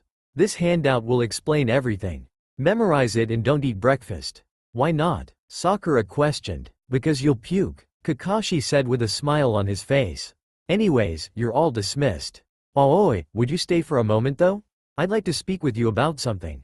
Leaving Kakashi and Aoi behind, the three returned to their homes or a training field. Now Aoi, I wanted to ask you for a favor on the test tomorrow. Aoi walked silently as Naruto filled his silence with meaningless chatter. Naruto didn't seem too nervous about the survival test, because he judged Kakashi based solely on how he was hit with that eraser. On strict instruction, Aoi wasn't allowed to tell Naruto of Kakashi's true skill. Aoi just walked silently while his roommate chattered endlessly. When they got to the clearing, instead of standing near the others, Aoi sat on one of the 3 posts in a crouch. The others chatted amiably, or what Aoi considered so, and he looked on. It was mostly Naruto talking, but Sakura was trying to get Sasuke's attention as well. Sasuke just sat there apathetically. Eventually, Naruto and Sasuke began to just glare at each other and Sakura came up to Aoi. Hello Aoi-kun. Aoi looked down at her and nodded slightly. His hair hadn't been cut since he had come here, and it hung shaggily in his face and halfway past his shoulder blades. Sakura blushed when she caught a glimpse of Aoi's blue eyes. What did you do last night? There was a small silence, only ruined by Naruto's incessant yelling at Sasuke. Finally Aoi spoke, I slept. Really? Sakura beamed at the conversation she had going, no matter how one-sided it was. Aren't you even worried about fighting Kakashi-sensei? Why would I be worried? Aoi's head tilted slightly. Sakura almost fainted at the cuteness of it, but she recovered. You're right. After all, you're so strong and cool. The conversation continued like this for some time, but after a while all of them, omitting Aoi, grew bored. They sat around lazily, except Sasuke, who was standing the same as he had been the whole time. Aoi sat on the post, and because of this was the first to see Kakashi approaching. He gave no sign of it though, and soon Kakashi joined them. Yo! He waved carelessly at them, one hand stuffed in his pocket and shoulders relaxing lazily. Naruto and Sakura jumped up, you're late. They chorused. Sorry, a black cat crossed my path and I had to take the long way around. How did you do that? Aoi looked at his two hyperactive teammates. Do what? They chorused again and turned to Aoi. Talk at the same time. Aoi stared at them blankly. The two gaped much like fish out of water before their mouths snapped shut rather audibly. There was the slightest sign of a snicker from Sasuke, but it was quickly covered. Aoi's question got no further response. Anyways, let's start the test. Kakashi said, blowing off the entire conversation. He set a timer on the post next to Aoi. This timer is set for noon. Your goal is to get these bells from me before then. This accompanied with the jingle of 2 bells. But Kakashi-sensei, there are only 2 bells. Sakura stated obviously. This is to ensure one of you will be tied to the post. If you fail to get a bell, then I'll eat my lunch in front of you. He seemed to think a moment. Now that I think about it though, there are 4 of you. The thoughtful look soon cleared from his face however and he clapped his hands and reached in his pocket. Luckily, I have a 3rd bell. He tossed it to Aoi, who quickly caught it. Aoi sat a moment, studying the bell. The other 3 stood confused, wondering why Aoi had just been given the 3rd bell. Sakura was the one to voice the thought. Kakashi-sensei, why did you give Aoi a bell? Kakashi's dull gaze fell on her. Oh, well I know Aoi's skills. The 3 of you are more of a mystery however. I suppose if you can get the bell from Aoi then you can keep it though. He glanced them over. None of you beat him in the academy though, so I wouldn't count on that. Sasuke glared a little before scoffing. Sakura stood there in awe of Aoi, and Naruto was just getting angrier by the moment. That's unfair, believe it. Naruto shouted at Kakashi. Kakashi ignored Naruto somewhat though, the loudest dogs are always the weakest. Let's not worry about him and get started with the test. Naruto snapped and pulled out a kunai, I'll kill you. He began to charge Kakashi. Kakashi, with his speed, managed to grab the hand with Naruto's kunai and pointed at the base of his skull. Naruto had kept hold of his kunai and one move from Kakashi could end his life. All 3 gulped audibly. I hadn't said start yet. You came at me with the intent to kill however. Kakashi gave a closed-eye smile. I think I'm starting to like you all. He released Naruto and stood back from the 3 on the ground. Now then, ready? The 3 shifted slightly, go tilde. Kakashi placidly sang. Sasuke and Sakura fled to take cover while Naruto moved and faced Kakashi head-on. Aoi just stayed stock still on his post. As Naruto began his fight with Kakashi, a kunai was shot at Aoi. Moving rather slowly, for him, he caught the kunai between 2 fingers before it had the chance of hitting him. Before the others that followed closely after the original could strike him, Aoi had a firm hold on the weapon and deflected them all. Looking in the direction from which they had been shot, Aoi saw Sasuke. Sasuke froze, not sure what to do. Aoi made no move to attack however, and Sasuke soon relaxed. He moved a few feet from the tree he had been on, but continued to watch Naruto and Kakashi's match. Naruto was soon dangling from a tree by his feet. Kakashi appeared, picking up the bell. Naruto began to yell at Kakashi about whatever came to mind, but in response Kakashi just stated, "Shinobi must see underneath the underneath. I know that, believe it." Naruto shouted, bouncing on the rope. "I'm telling you because you don't." There was the barest hint of a sweat drop, until kunai flashed forth. Kakashi had done a kawarimi, but both Naruto and Sakura cried out in fright. When it was discovered by the 2, Sakura quickly fled, knowing her spot was compromised. Soon it was only Naruto left, and reaching in his pouch, he cut himself down. He would have seemed cool if he didn't immediately get caught in the same trap. Naruto hung there a few minutes by his feet, seemingly in thought. Finally he looked over at Aoi. Why did you get a bell? I don't know. Aoi lied easily. That just isn't fair. Naruto huffed in annoyance. We have to fight Kakashi, and you can just sit there. I don't have to just sit here. Aoi looked at Naruto from under his shock of hair. Naruto mumbled something about a haircut before speaking louder. Then why are you doing just that? I'm waiting. What are you waiting for? Naruto looked rather curious by now, though he was still hanging upside down, making the entire conversation rather awkward. I can't tell you. A silence stretched between the two after this, and they just looked at each other while that sank in. Why can't you tell me? Naruto shouted, pointing down at Aoi. I can't tell you. How secret is this supposed to be? Give me a hint, come on. Aoi shook his head at Naruto's words. Not even a tiny one? Again, a shake of the head. Fine. Naruto humphed a little in annoyance. Eventually, Naruto cut himself down again and ran off. Aoi didn't wait long before Naruto was tied to the post next to him. There was no conversation between them, and soon the timer sounded noon. Everyone gathered, and soon Kakashi was staring at the genin upset.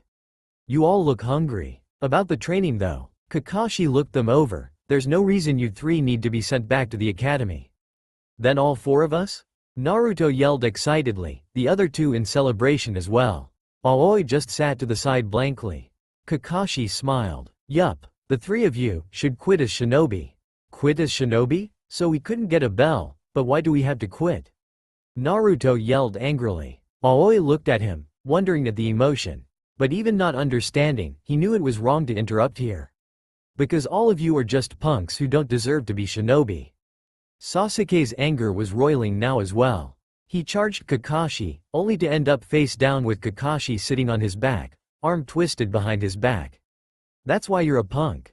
Kakashi looked up, finally showing his own anger. Are you underestimating shinobi? Why do you think you were divided into teams for training? What are you talking about? Sakura spoke for the group. She was the only one to have retained her temper.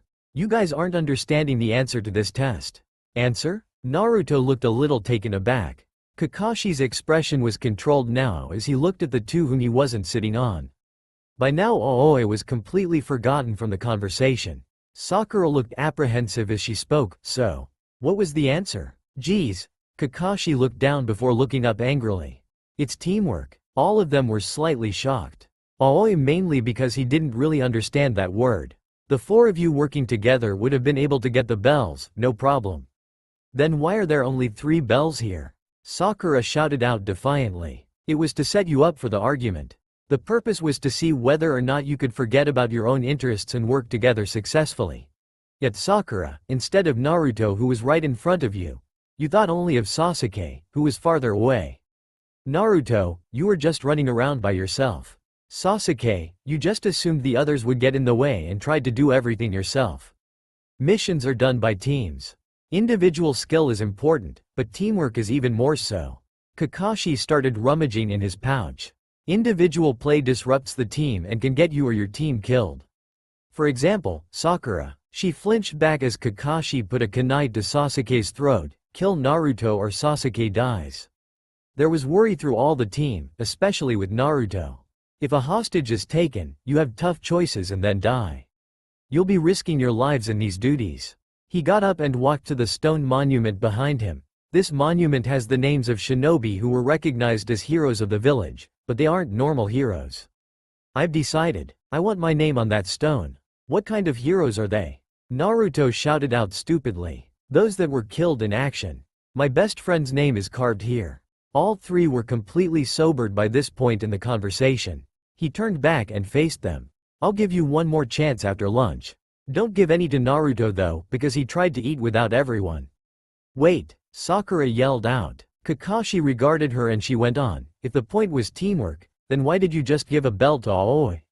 In fact, he hasn't really been in the conversation at all. Aoi is different from you 3. Raised outside the village, he is already at a higher level than you. I tested him yesterday to be sure of this. All 3's eyes widened, but the end of the fight was withheld from them. I gave Aoi a bell in the hopes that one of you would ask him for help. If you had, he would have simply handed you the bell. This is what I spoke with him about yesterday. The fact he already had a bell made him seem like an opponent, but a shinobi must see underneath the underneath. All three's eyes widened at the hint Kakashi had blatantly given earlier. Now then, I'll leave you to lunch, and remember not to give Naruto any. Kakashi left quickly and the three just sat there a moment. By the time Sakura and Sasuke reached for the lunches, they noticed that the three had turned into two. Looking up, they saw Aoi already had a lunch in his hand and was eating it with the other. I didn't even see him move. All three thought in unison. Hey, I don't need food. I'm fine, not Aya. Naruto was cut off by his stomach growling loudly. Sasuke regarded him for a moment before holding out his food with a grunt. Here, you'll just slow us down if you're hungry. Following Sasuke's lead, Sakura held her lunch out as well. I'm on a diet anyways. Naruto ate no more than 3 mouthfuls until a hand was shoved in his face. Aoi held rice in the palm, and though all three were shocked, Naruto ate it. Even more unexpected was when Aoi spoke. I'm not sure about my emotion, or that of others, but this seems like a good place to start. If understanding comes through actions, then perhaps I'll grow to understand by doing some of the same things as you all.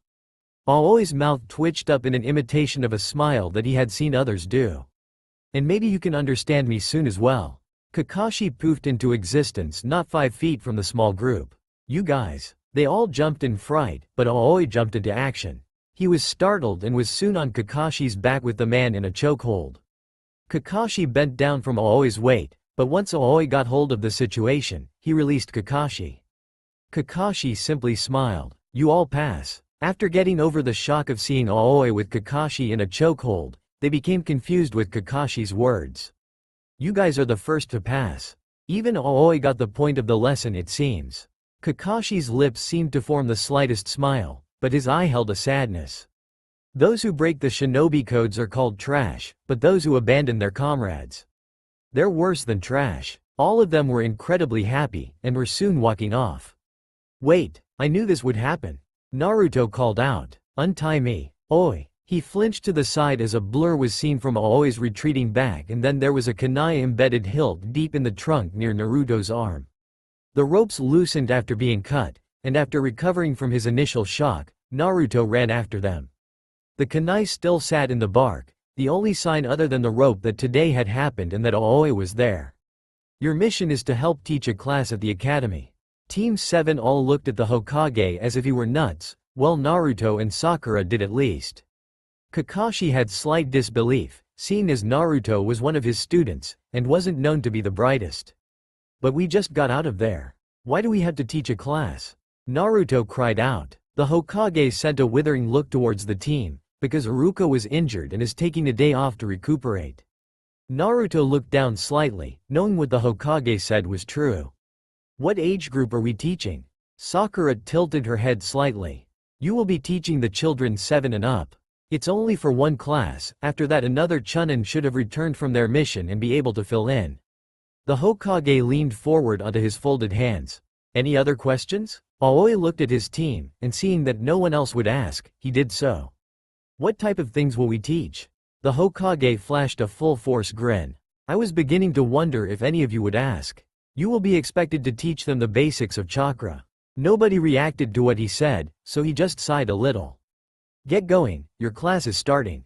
They all filed out the door, a good half of them knowing that this was going to be a rather interesting class.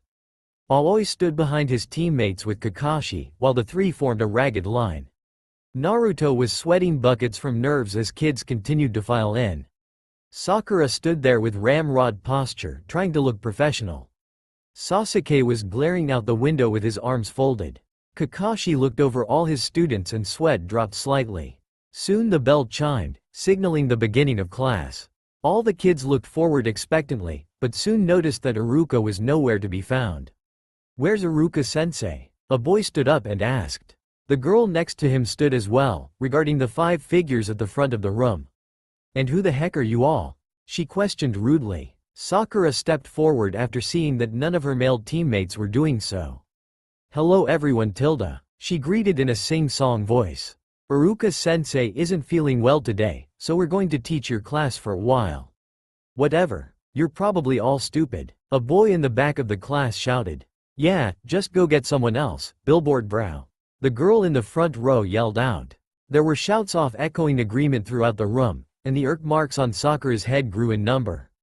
Not realizing why, Aoi grabbed Sakura's shoulder. What he didn't know was that Sakura had been about to snap and yell at the children, most likely resulting in their tears. Sakura looked back and calmed instantly when she saw it was Aoi. Kakashi looked at his only student that still had a clear head. The other two boys were getting rather angry as well. Maybe him not getting irritated will help us here. Kakashi had a thoughtful look on his face. He leaned down slightly to whisper in Aoi's ear. Can you gather their attention? After that start calling names for roll call. Aoi glanced at Kakashi, then turned and grabbed the list of names. Excuse me? Aoi said politely. The kids kept talking over him. They weren't yelling at the team anymore, but they weren't listening either. Kakashi leaned down and whispered in Aoi's ear again. Aoi nodded. Aoi's fist slammed down on the top of the podium set in the center. All the kids looked at the loud bang and saw a glaring Aoi. They shut up. Was that okay? Aoi looked to Kakashi. Said man nodded and Aoi looked back at the class with a fake smile. Now that I have your attention, we're taking roll call. All the children nodded in a fearful stupor. Aoi listed off names monotonely and the children relaxed slightly when they knew he wouldn't kill them. By the end of roll, all the female students had little hearts in their eyes. Some were looking at Sasuke and some at Aoi as well. When Aoi looked up from the paper, he glanced at his team. All three genin backed away, waving their hands in a gesture of denial. Kakashi noticed and sighed slightly. Aoi, since they're used to you, take them through what chakra is. Aoi looked back at the chalkboard and at a scroll that lay on the podium. After a quick glance through the scroll as a refresher, he walked up to the blackboard. Surprisingly, though Aoi was a rather boring and monotone teacher, none of the kids fell asleep. The opposite in fact, they seemed riveted on what he was saying. Aoi was a good teacher as well, with Kakashi telling him what to do at points. He could answer questions, and his other teammates would interrupt with questions for the children. The class went fast, and the bell soon chimed for lunch. While all the boys pulled out their lunches and swarmed out the door to play, the girls swarmed forward and bombarded Aoi with questions. Sakura, though she knew they were about 8, grew increasingly jealous. Kakashi-sensei, wasn't the other Chunin supposed to be here by now? She looked up hopefully. Not sure. You all seem to be handling this well however. The girls soon dispersed to eat their own food and Aoi walked over. Kakashi. Sensei, can I sleep? Aoi questioned, following Sakura's example of calling him sensei. While it's lunch break, sure. Kakashi smiled at the boy. All four were surprised when he lay down in the middle of the floor and fell asleep immediately. Naruto poked him curiously, but Aoi didn't stir. I've always wondered how he fell asleep on command. The team chatted, Naruto at Sakura and Sakura at Sasuke. Kakashi's sweat dropped at their social skills. A half-hour later, there was still no sign of their replacement and lunch had ended. Aoi stood behind the podium apathetically. They hadn't been told what to do if their replacement didn't show. Kakashi-sensei, what do we do? Sakura whispered urgently. Kakashi looked up from Icha Paradise, which he had been avidly reading. I suppose we could ask the Hokage. Until I get back, have them review their notes or play a game. You're leaving us here? Naruto asked in a panic. Sure, Aoi looks like he can handle it. Make sure to help him out though. Kakashi walked out the door. What he didn't know was that for the first time Aoi was experiencing being uncomfortable. All eyes were silent and staring directly at Aoi. Aoi, though he didn't show it, was uncomfortable staring back into the sea of eyes. Sasuke, of all people, walked up and spoke to Aoi.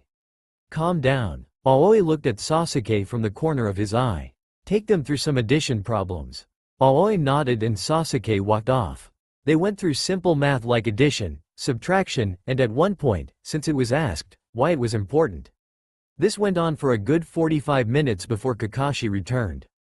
He came up and stood silently by his students. Kakashi-sensei, what did the Hokage say? Sakura asked in a hushed tone. The kids were all working on adding the two numbers in the hundreds. He said that the replacement had a serious delay on the mission and wouldn't be back. We had to teach the whole school day. Kakashi lazed out as he pulled out his book. All three looked at Kakashi with dumbfounded expressions, jaws hitting the floor. But, hey, Kakashi-sensei, what do we do with them? Naruto finally said after getting his voice back. Arithmetic, which we're already doing, target practice, and now that they know chakra a little, we teach their first jutsu. The three nodded and looked back at Aoi. His head was tilted in slight question, but they just nodded and held out their thumbs. So the day went until 1 o'clock when the academy let out. Aoi walked over to his teammates, and they all smiled at him broadly.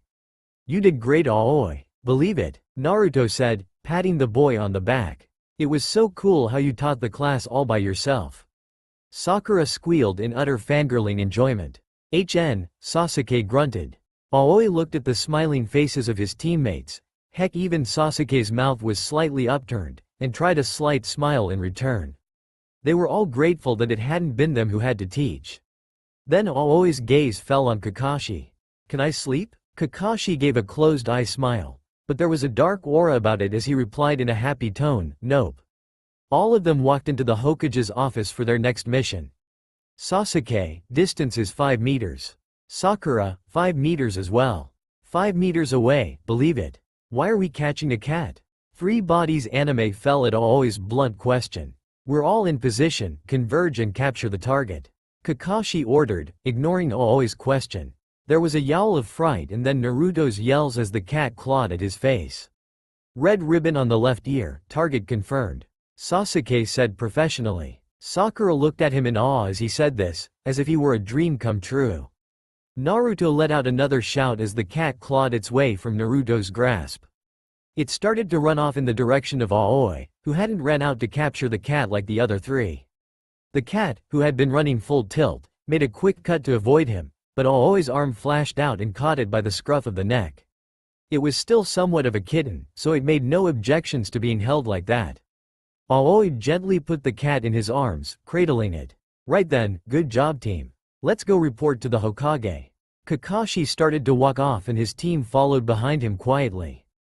"Good job you 3, the Hokage said as the woman walked out, drowning her cat in blubber. "For your next mission you have harvesting carrots, cleaning stables, or baby-C." "No way," Naruto shouted out. "I'm done with these lame missions, I want a real one." Naruto. Iruka, who had been supposedly resting, yelled out. "Seems like someone's a workaholic." The Hokage cut in before Iruka could say more. Missions are put into categories based on difficulty. Everyone, except Aoi, zoned the Hokage out. Aoi listened intently, as this was something new to him. Iruka eventually noticed Naruto was just sitting there contemplating his ramen choices. "Oi, Naruto, pay Hokage-sama some respect." "I don't care. I'm not the pranking brat I used to be. I'm a shinobi now." The two smiled slightly, then the Hokage spoke. "Fine, I'll give you a C rank." All 3 of the extremely bored genin perked up. Aoi just tilted his head in question. "It's an escort. Who is it? A princess? Feudal lord?" Naruto was practically bouncing with excitement. "Come in here please," the Hokage called out. The door began to open slowly, and unconsciously all of them leaned forward in anticipation. They were sadly disappointed when an overweight man walked through the door. He had a bottle of sake in one hand, and his posture was slouched and uncaring. He had a hat on his head to keep him safe from the sun, and had typical worker clothing on. "These brats are going to protect me?" he questioned. "Who are you?" Kakashi asked in a polite tone. "Tazuna, master bridge builder from the land of waves." He straightened slightly as he said this.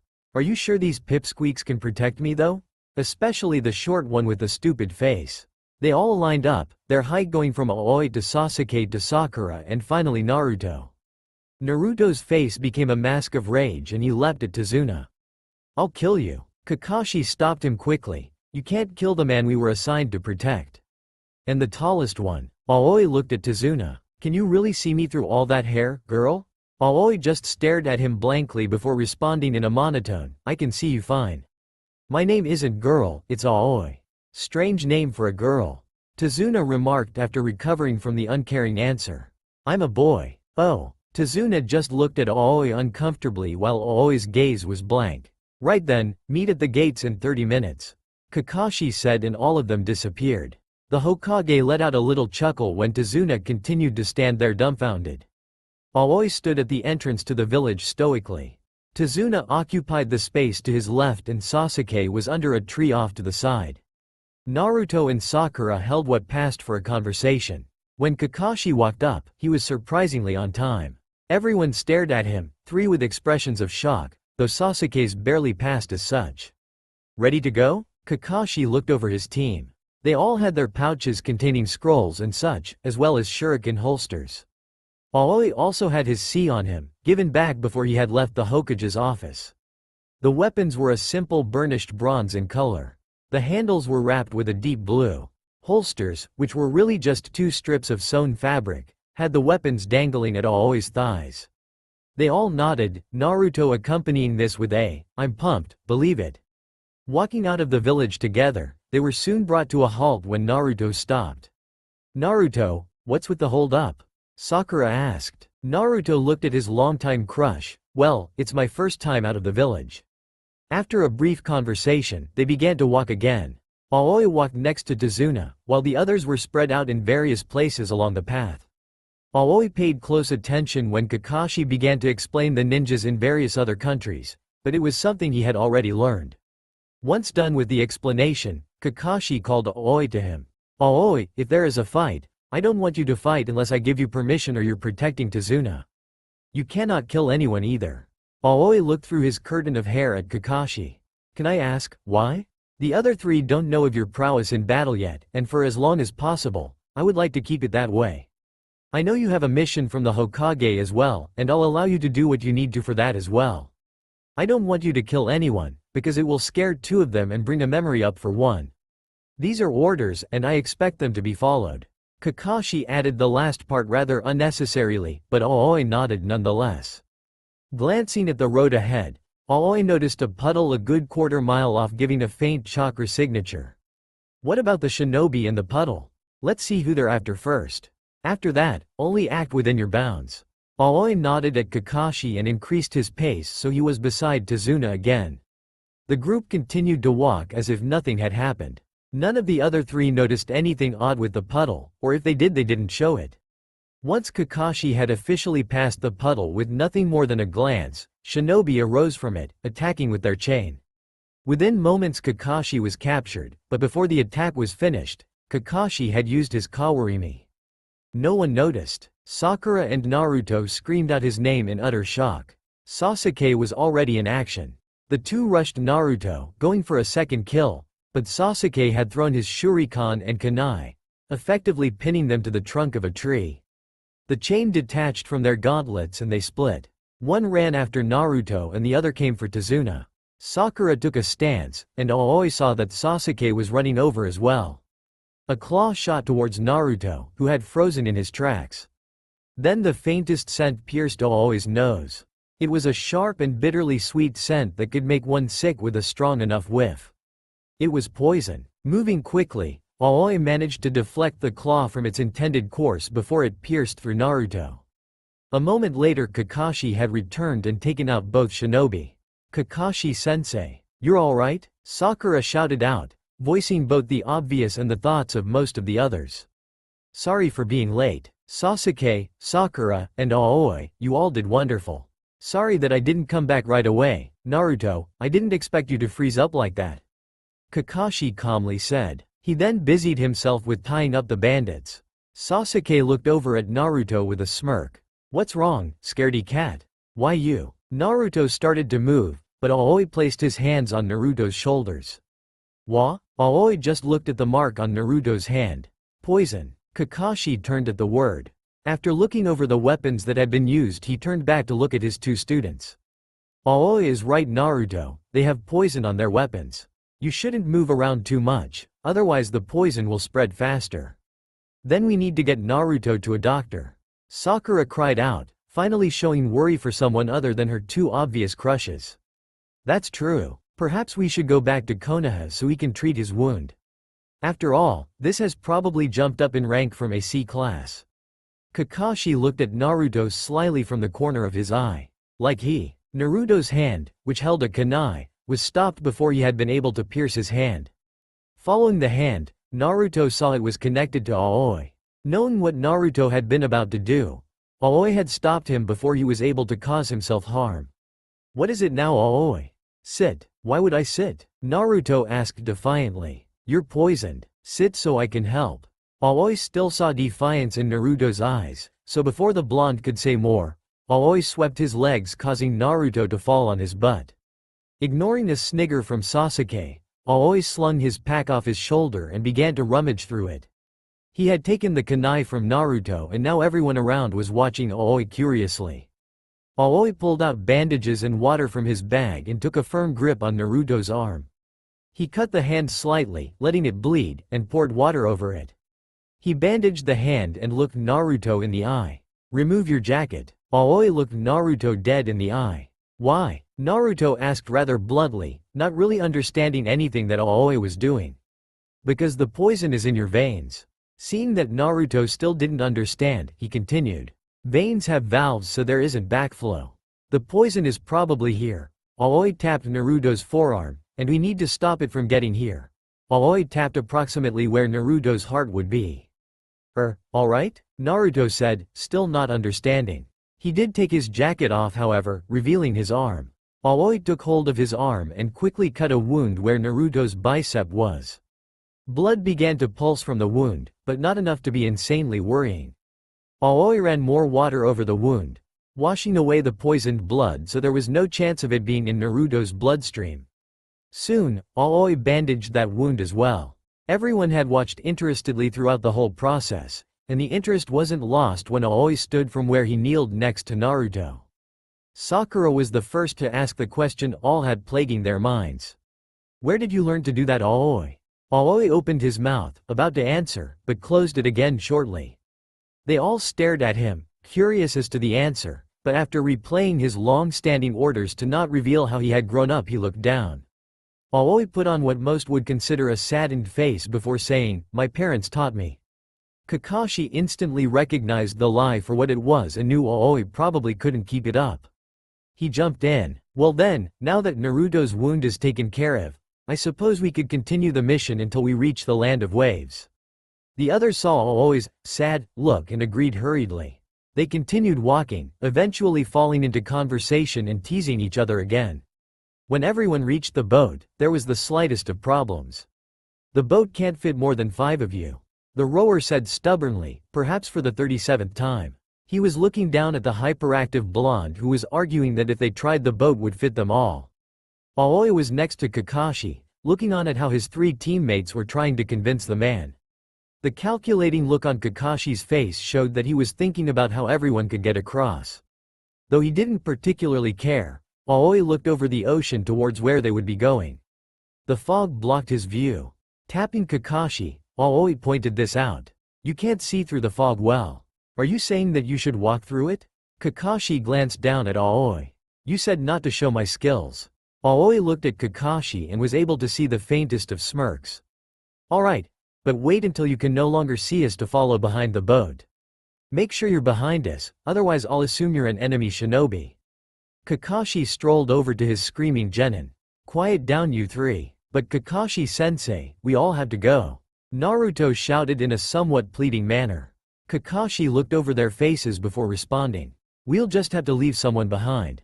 As he had expected, this was accompanied by a chorus of "A's" and loud shouting.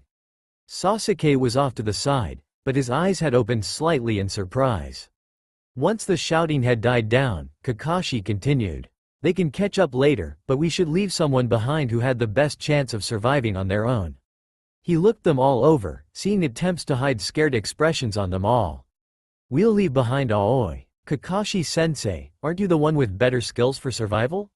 Sakura looked at him in slight confusion. Normally, yes. With the circumstances though, I can't leave you all. This is our first mission out of Konoha and I'm team leader. Normally that wouldn't matter, but you all don't know how to take care of yourselves out here. There was more arguing, but in the end Aoi was left behind. Kakashi had turned to Aoi before he left, saying in a hushed tone that because he was no longer with the team, he was able to fight without restriction. Watching them slowly row themselves into the thickening fog, Aoi was acutely aware of the presence of more than a few people behind him.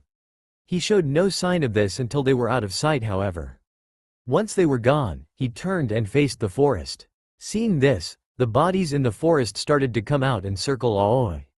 Over half of them carried swords, while others held in their hands spears or scythe-like weapons. Here and there was the brutish weapon of a club. "Let us through, boy, we have to kill that man." The one at the front, obviously the leader, said. Aoi looked them all over in apathy. "It's my mission to protect him." "Then it seems our mission will be to kill you first, along with your worthless teammates," the man declared. His followers growled their agreement, knowing a bloody fight was about to come. They were a bloodthirsty bunch. "I can't let you hurt my teammates either." Aoi's voice was still stoic, but there was a slight tone that was injected to make him seem deadly beyond belief. A few of the smarter attackers noticed this and looked hesitantly into the eyes of the others who had heard it. Their leader was, unfortunately, not one amongst the wiser. What can one boy do? Come on men, let's kill him. Though a stupid man, he was a great leader and no thought about Aoi's potential danger was given. The men surged forward, converging into a writhing mass of weapons and men trying to kill Aoi. The fact that this mass was there was rather detrimental to the attackers, however, and many ended up with wounds given to them by allies. Aoi was completely calm as he began to fight. Weapons would stab and slash at random from every direction, but Aoi, being quick on his feet, was able to dodge them as soon as he became aware of the danger. Soon Aoi pulled his C from the places where they rested against his thighs. Once clear, his left weapon came up, neatly catching the sword in between the guard and the center prong. With a flick of his wrist, he redirected the downward momentum of the sword, and the blade cut a deep gash in a man that had been standing nearby. The man who had swung the sword was off balance, and didn't even notice until he felt the weapon being pulled out that the right C had been thrust up and pierced his lung. Turning, Aoi didn't falter as he ducked underneath a club being swung widely to hit his head. One hand went to the ground and Aoi swept his legs, knocking the man back and onto another person's spear. Having landed in a crouch, Aoi looked over his shoulder to see a man swinging a sword down that would have cut him where his neck attached to his shoulder. Bending down a little more, Aoi reversed his grip so that the middle prong would have rested against his arm, but instead swung his arm back with the prong at a 90-degree angle. The C pierced the man's stomach and the sword dropped from his grasp. When he stood back up, Aoi spun with the movement. He noticed a man was charging at him and immediately deepened his stance slightly. Then, when the man was close enough, the right C that had been tucked against Aoi's arm whipped out, striking the man across the cheek. The man went down, holding the bleeding wound. The man who had stepped forward did so stupidly, as Aoi's left C followed the path the first had traveled, hitting the man on the temple. The second man didn't go down quite as easily though, but quickly doubled over since Aoi's right C had circled around and hit the man in the groin.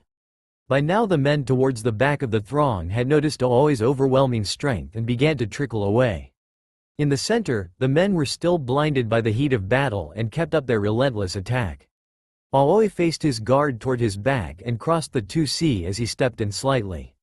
The sword clanged into the crossed weapons, but Aoi quickly moved one C to the side, directing the sword that way. The other C dropped down and swung in a short upward thrust, piercing the man's heart and killing him instantly. A spearman stepped forward next, thrusting in a predictable line. Aoi sidestepped the attempt, blocking with a C on the forearm for assurance that it wouldn't hit. Kicking up, the shaft of the spear broke against the sudden and unremitting force. The man only hesitated a moment before trying to swing the remang shaft like a staff. Aoi dodged the overhead strike with a quick sidestep before thrusting out and piercing the exposed flesh on the neck. The man spluttered a little before he dropped dead. There was a mass exodus as everyone was now acutely aware of Aoi's fighting skill. Aoi watched them go, as he had no reason or order to kill the men. 10 bodies littered the ground in a bloody circle after the fight, which had taken no more than 2 minutes. Grabbing and ripping the shirt of one man, Aoi wiped the blood off of his C and face, becoming presentable for his unknowing teammates. When he was cleaned, Aoi started to walk off across the water where his teammates had disappeared into the fog only minutes before. Aoi appeared suddenly at Kakashi's right side. None of the other teammates, who were walking ahead, noticed. Kakashi glanced down at the boy and noticed a spot of red staining his hair. "So that's why you were late. How many didn't make it out alive?" Kakashi asked in a lowered tone, making sure none of the others overheard. Aoi looked up through the curtain of blue hanging around his face. 10. I see. Rules are reinforced now that you're back with the team. Kakashi continued to walk calmly next to Aoi, and the conversation was nil after that. Oi, Kakashi-sensei? Why are yo? Naruto cut off from his question as he noticed the presence of Aoi. Aoi? How did you get here? Kakashi spoke immediately, covering for Aoi. He saw a fishing boat passing by and they were kind enough to take him into port. At Aoi's name, Sakura had immediately fallen into step with him, looking the taller boy over. A flash of red caught her eye. Aoi, what's that red bit in your hair?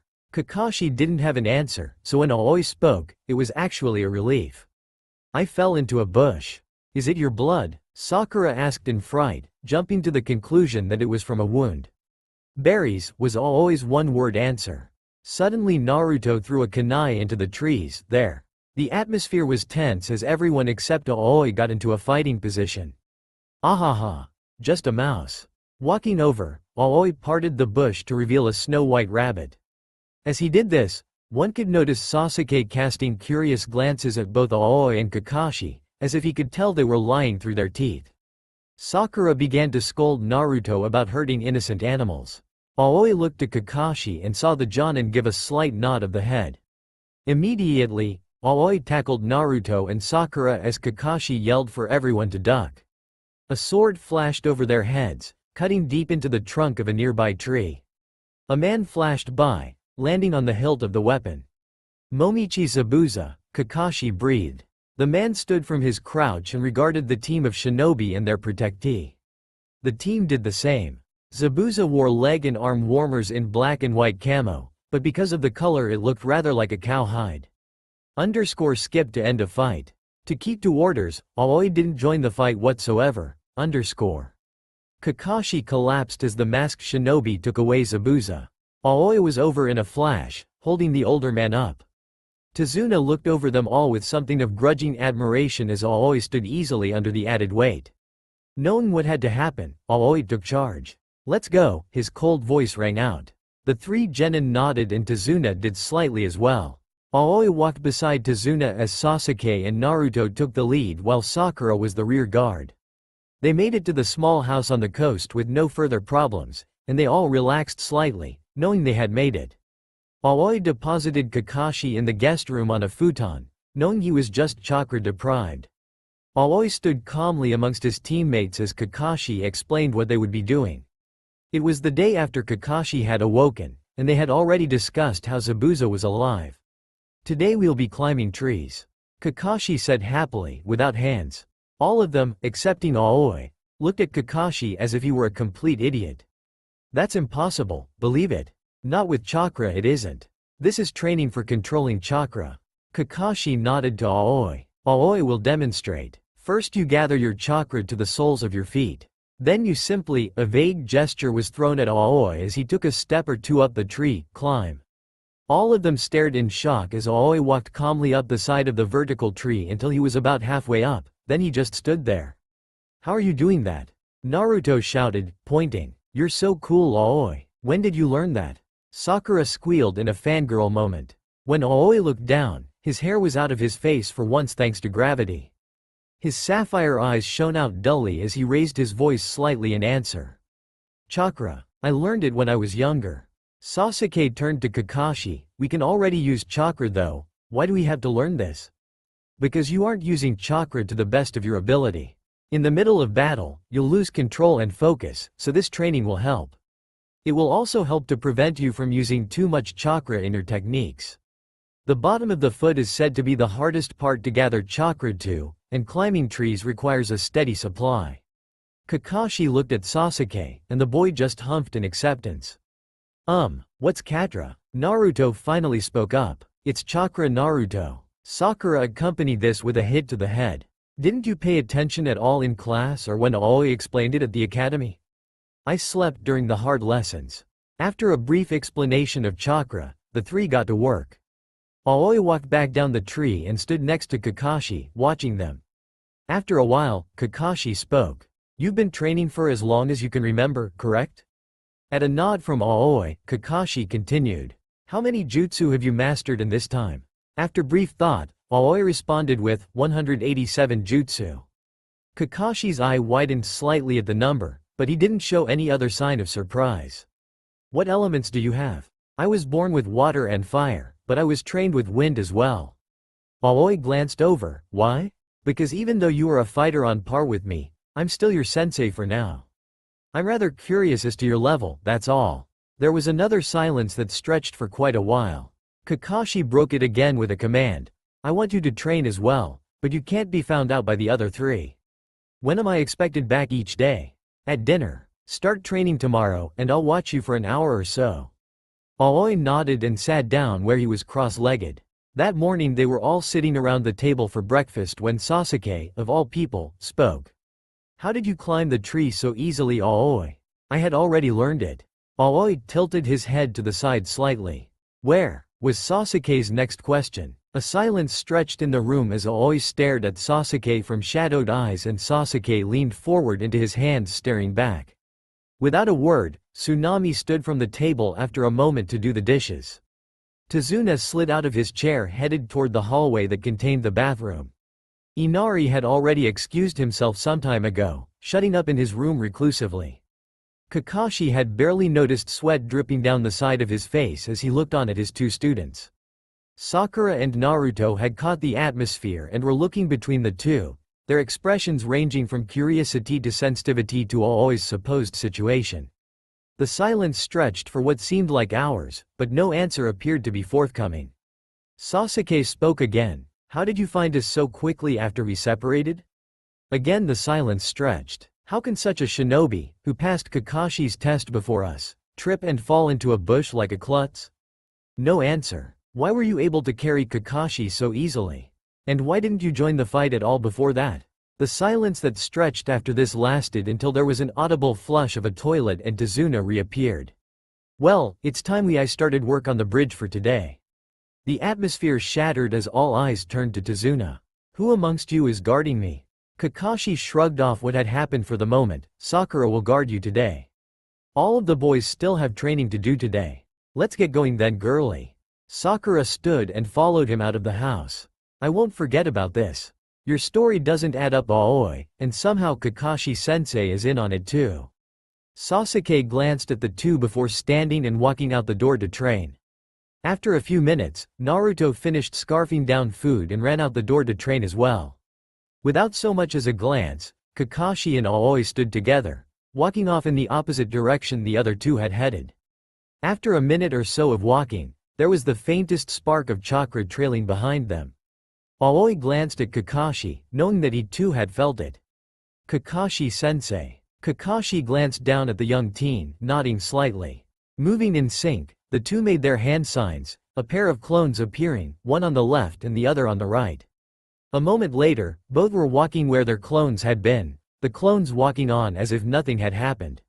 The clones passed the spot where the two had stopped, and after a few moments they saw a figure flit through the trees after them.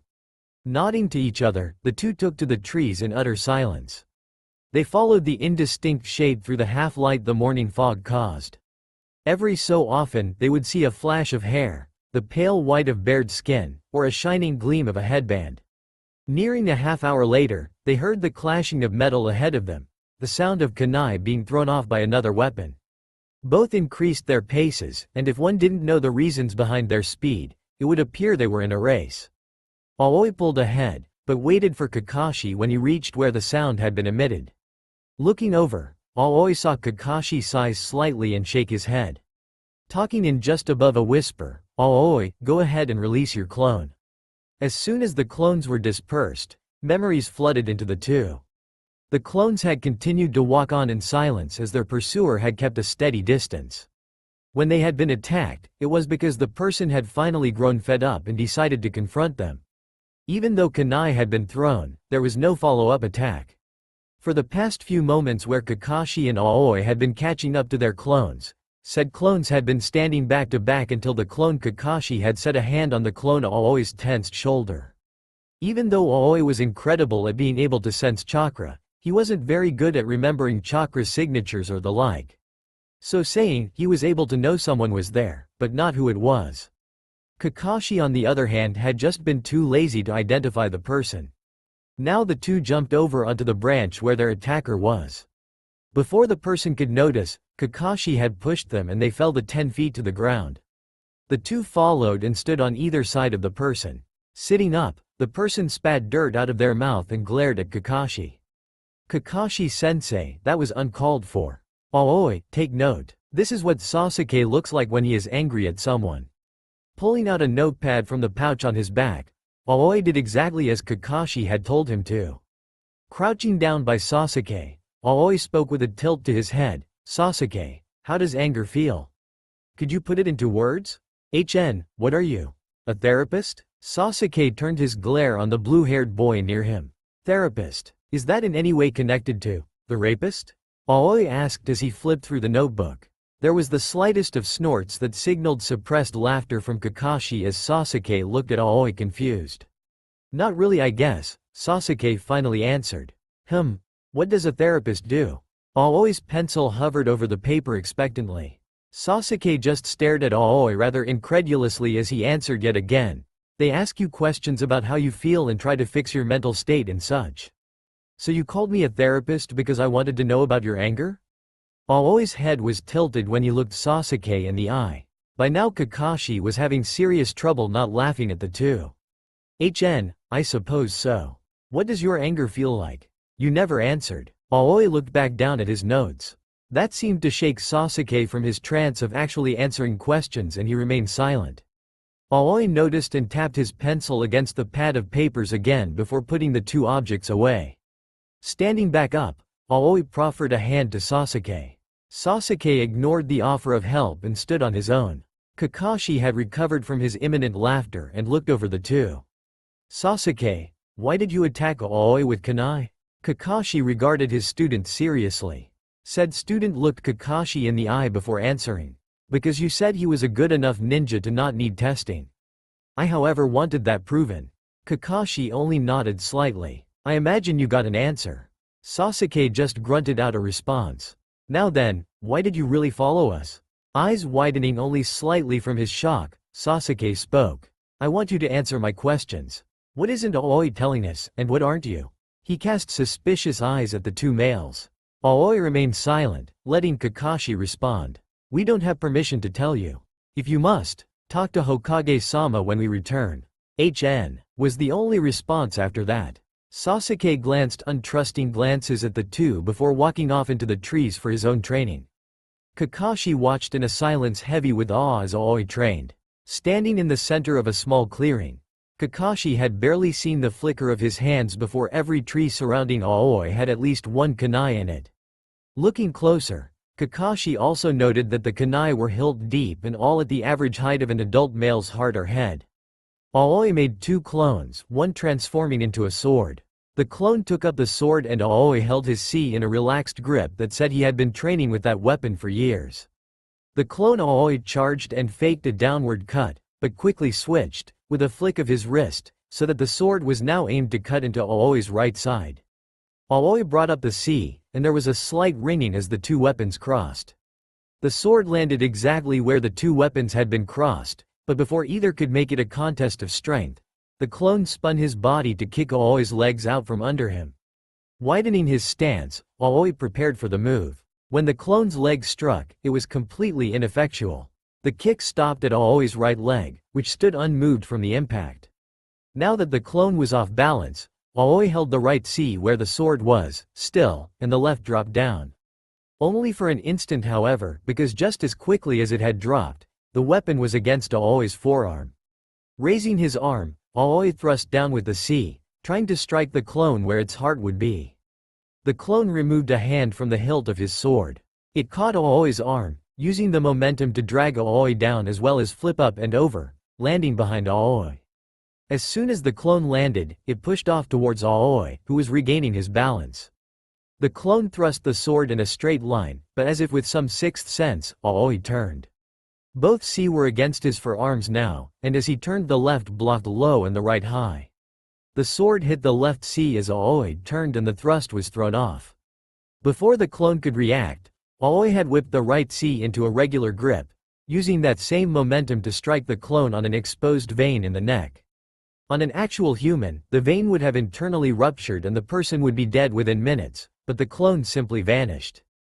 Kakashi sat in the tree appearing bored, but in all honesty he was more than shocked at this point. The fight hadn't lasted long at all, and what Kakashi saw were the pauses, only blurs of the actual movement, but he hadn't been using the Sharingan. Taking a mental note, Kakashi decided the Aoi was just as deadly with the sword as he was with the sea.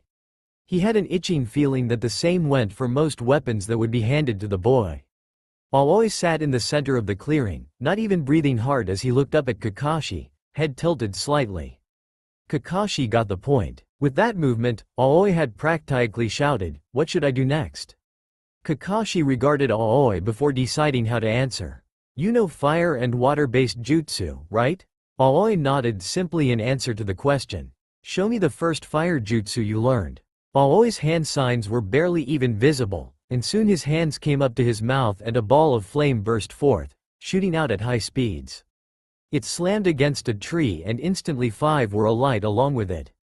Aoi had spent a month with the original jutsu to make it the same as the water. Now water, Aoi nodded, forming the hand signs no less quickly. Again a ball shot forth, made of water. It too slammed into the trees and put them out, some water splashing back on the two almost like rain. "Let's see your others now." Aoi set to the task, displaying jutsu after jutsu. Once Aoi had done enough of his jutsu for Kakashi to be satisfied, Sedman stopped him.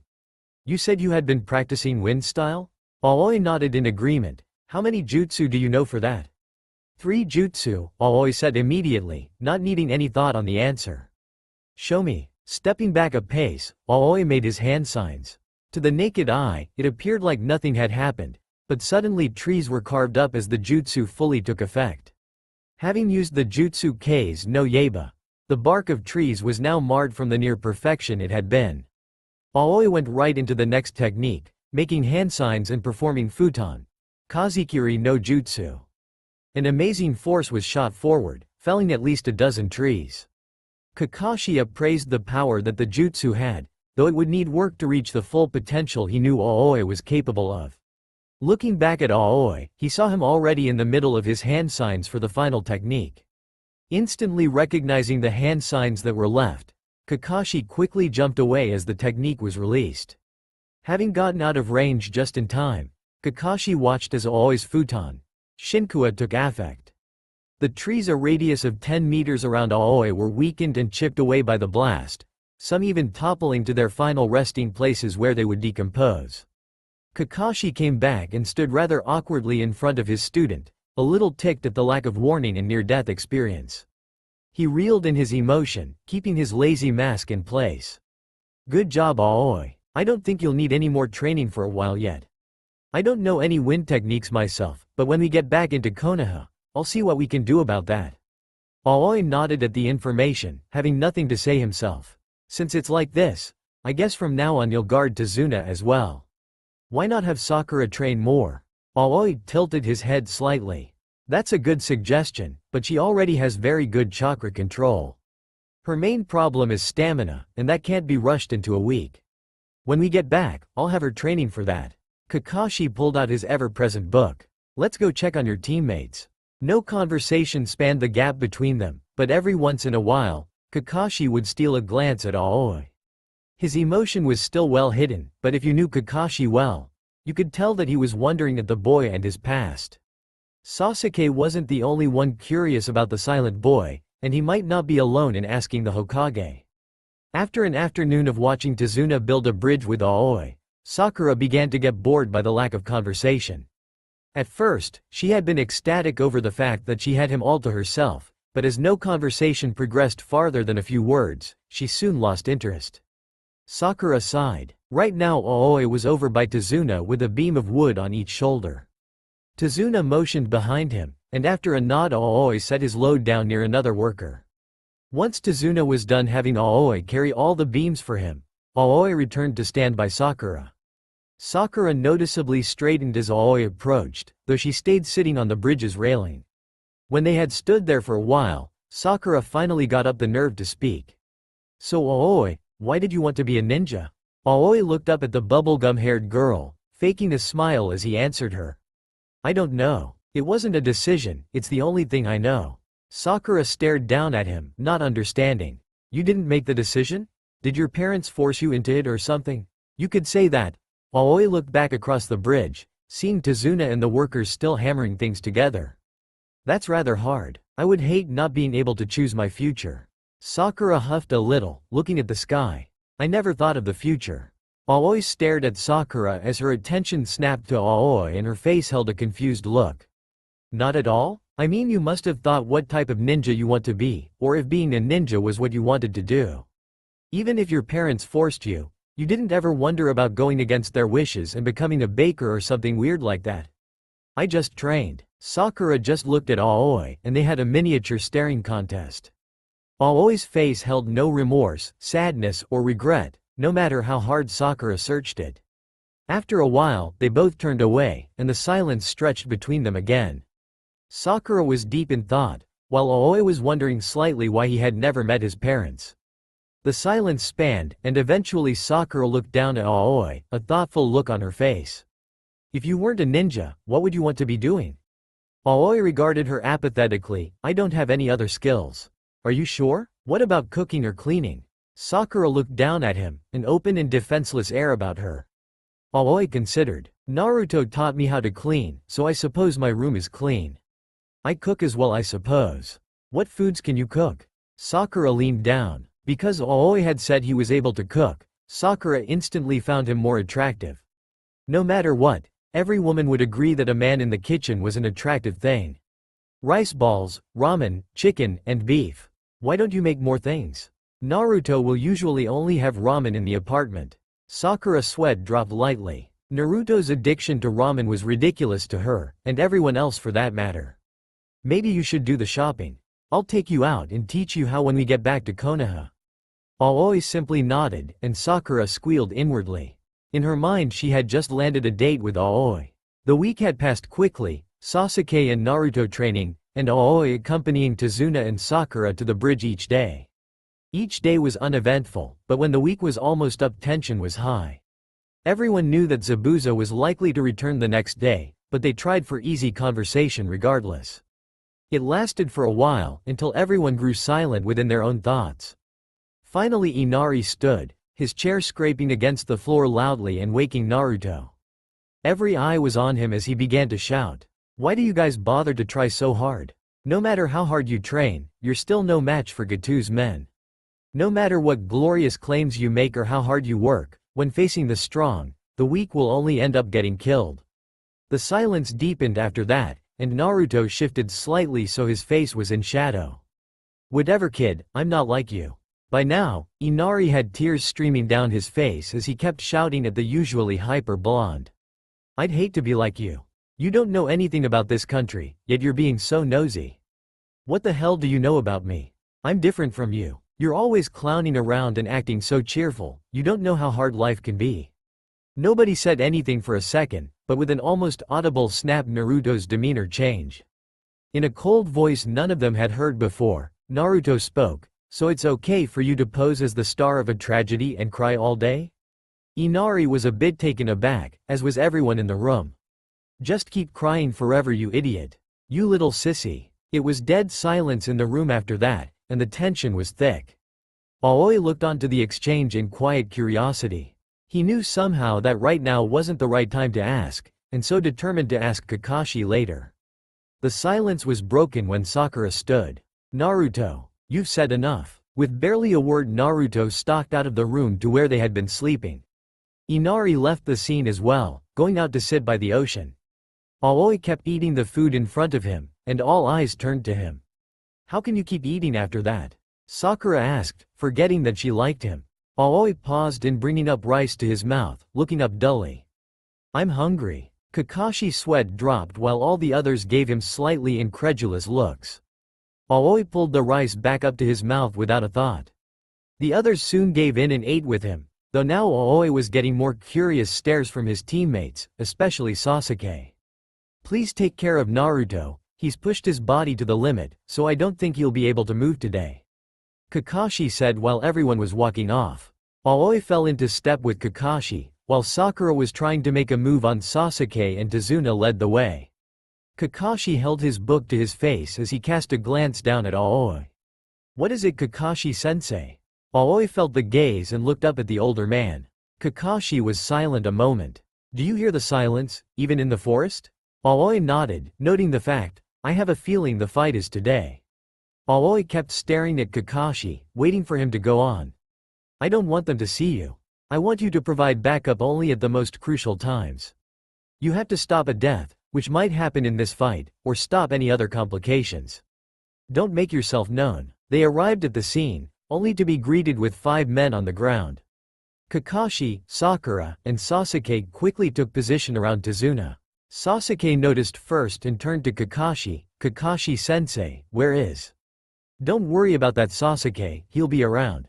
Kakashi quickly cut him off, hoping to not alert the enemies to Aoi's presence. The mist began to thicken to an unreal point. "Here they come." He alerted everyone. "Long time no see, Kakashi." Zabuza's voice came out of the mist. "I see you're still with those brats, and that one is still shaking." "Poor kid, I'm shaking from excitement," Sasuke said, deepening his stance as clones of Zabuza materialized around the group. "Do it, Sasuke." You could see his flashes of movement, and the clones dissipated. Aoi stood in an inner silence beneath the bridge. He heard the sounds of fighting happening above, but expanded his senses farther. He heard the water ripple beneath him, felt the mist thicken, dampening his clothes. He smelled fish overlaying the salt in the air. There was the faintest of breezes, but not enough to dissipate the mist. Then, when Aoi's senses were almost maximum, he heard the crackling of a radio. Before it was even a conscious thought, Aoi had made hand signs and his clone was off to investigate the noise. Another appeared and stood at his side, ready for anything as well. Naruto made an entrance above him, but Aoi pushed that fact back for a moment, paying attention to the overall battles. The clone reached a small boat, with the water slapping against the side as it sat tied to the pillar that held up the bridge. The crackling became louder, and the clone leaned over the boat, finding a radio. Picking up the item, it attached the radio to itself, listening. "Get ready. The preparations are almost complete. We have to leave soon if we want to finally get rid of those Leaf Shinobi and Zabuza." A man's voice came over the radio. It was apparent that he had no idea his microphone was on, otherwise the clone was certain that he wouldn't have said this. "Get to the boats, we're leaving in 10 minutes. The clone brought the headset to Aoi before disappearing. The memories rushed into Aoi, but they were of no use right now. Aoi had no way of communicating with Kakashi without giving away that he was here. Suddenly Aoi stiffened, and his clone was off in an instant. "Most likely, the longer this fight goes on the better you will be able to read my movements. If your eyes are starting to catch me, then." Haku spoke from his mirror, voice reverberating so that Sasuke couldn't tell where he was. Naruto was on the ground, struggling to get up from the most recent beating. Haku shot forward from his mirror. "This is the end." Sasuke rushed over, prepared to protect his teammate from death. He was tired himself, and it felt as though he was hanging on by a thread, but the thought that preoccupied his entire mind and being was to save Naruto. There was a flash of blue. Sasuke sank to his knees as his mind fully understood the meaning of what his eyes had seen. Aoi stood over them, and with the aura he gave off, Sasuke couldn't stay up anymore from the potency of it and fell into the welcoming arms of unconsciousness. Naruto began to stir, having fallen for only a few moments, but it seems that was all it took. Naruto turned over groggily, but hit something soft. He shifted and sat up fully. Looking up he saw a head of blue. "Aoi?" Naruto was sure that he hadn't been there before. Turning to his left, Naruto saw the fallen body of Sasuke. Tears began to well in his eyes. Why me?" Naruto muttered, looking down. "I never asked for your help." The blonde shouted down at the raven-haired boy he held in his arms now. Haku got up from where he had fallen after Aoi had stepped in. He rushed forward, and without flinching died to protect you. To protect a person that was precious, and even knowing it was a trap, he jumped forward. He is a shinobi that deserves respect. Aoi didn't say anything in contradiction to this, though perhaps he should have. "Is this the first death you've faced? This is the way of the shinobi." Haku began to get back into a mirror. Aoi started to move forward, but a hand on his ankle stopped him. Looking back, Aoi saw that Naruto was calling on the Kyuubi unconsciously. Nodding to himself, Aoi disappeared, being nothing more than a clone. Below the bridge, the real Aoi felt the growing malice and chakra coming from Naruto, but knew he didn't have to intervene, not yet. Naruto still had some shred of control, and so long as he didn't attack teammates, Naruto would go on unchecked. Just to be safe, however, Aoi made hand signs for shadow clones, and they stationed themselves at regular intervals along the bridge's side, ready to jump in if needed. Aoi needed to get the information he held to Kakashi. He had been listening to the radio, and more things had been disclosed in that time. Keeping to his orders, however, he had to stay out of the fight unless he was utterly needed. He couldn't be discovered. Then Kakashi provided Aoi with the perfect opportunity. He summoned his dogs. Knowing this was the only chance, a clone jumped into action as Aoi ran off to a location where he was truly needed. Kakashi's dogs attacked Zabuza, biting deep into the flesh. What surprised Kakashi, however, was when a small blue poodle landed on his shoulder. He almost attacked, until he noticed that the chakra was Aoi's. The chakra from the small dog started to flow into Kakashi, and with it came memories. Hold them off for 5 minutes. After that, this battle should be over. Even if it isn't, I still want you to let them through. Kakashi muttered under his breath. The dog looked at him dully before poofing off. Kakashi shook his head lightly. That boy never ceases to surprise me. After that thought, he focused solely on the enemy at hand. Even pushing to the back of his mind the fact he had felt the Kyuubi's chakra briefly before it disappeared. He held his hand out, starting to charge up his Chidori. Aoi glided through the mist. His steps were silent as he approached upon the splashing of paddles that was the rowboat. Either the rowers were quite clumsy or they wanted to be heard, probably the former of the two, knowing the type of men in the boat. The mist was thick, so Aoi was able to get within 5 yards of the boat before someone spotted him. Though the man had been about to call out, he hesitated when the shadowy figure that had been encroaching on them disappeared. There was no sound from Aoi as he dove beneath the waves. His left hand reached down, and the sea seemed to slide into the grip as if from its own volition. Aoi floated directly under the boat, examining the hull. After a moment, he swam over to the right side and jammed his sea in between 2 of the planks. He heard a raised voice or two, but they were quickly quieted by the others on the boat. The groaning of the wood wasn't audible to Aoi, but soon the plank shattered and water poured into the recess of the hull. Knowing the boat would probably sink into the water from that, Aoi started to swim away. Looking back thoughtfully, however, Aoi went to the right side and repeated the action. Soon the boat was sinking at a noticeable rate, and satisfied, Aoi finally swam back up to the surface of the water. A second boat pulled up next to the first, and the men quickly abandoned the ship, climbing onto the one still afloat. The boat sank a little lower into the water, but soon all the men were aboard. The boat continued on its way, and Aoi knew he would need another way to stop it. Forming his hand signs, 2 clones immediately appeared and ran off. Soon there was a wall of flame spread over the water in the path of the boats. The fire drove off the fog, and Aoi became visible to the men on the boat as he stood at the middle of the wall of flame. Slowly and jaggedly, the boat came to a halt. A man stood in the boat, yelling out over the water. "Let us through. We have no quarrel with you yet. My job is to delay you," Aoi said at a regular volume. The man leaned forward, trying to hear Aoi's quiet tone. When he couldn't, he yelled again. "Speak up, boy. We're on a schedule here." Aoi simply shook his head in reply, the heat at his back continuing without break. The man saw this and turned to the boat, shouting at them now to keep quiet. Once they were, he turned again. "Let us through." His demand rang out yet again. Aoi looked at the man dully, shaking his head while replying, "My job is to delay you." He spoke no louder than the first time, but the silence of the men was almost eerily so, and he was heard easily. The man's face became red, and his brow drew together in a harsh line, upturned at the ends to almost appear like the letter V. "Boy, you have no reason to delay us. Let us through and you'll get out of this unscathed. My name isn't Boy, it's Aoi. I have a question for you though." The man seemed a tad shocked at the seemingly sudden change of topic, but nodded in a sign to go ahead. "What emotion were you feeling just then?" A puzzled air settled about the men, and soon the leader responded. "Anger, I suppose. Could you describe the feeling?" Aoi's head tilted as his monotone voice rang out. His notepad appeared in his hand, a pencil held at the ready. The man considered, and forgetting why he was there, nodded.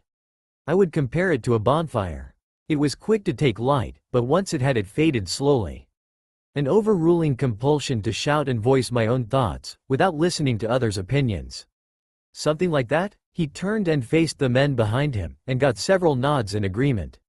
Aoi's pencil flew across the paper, and scribbled down the information. After a brief nod at himself, which he was unconscious of doing, Aoi put the notebook away.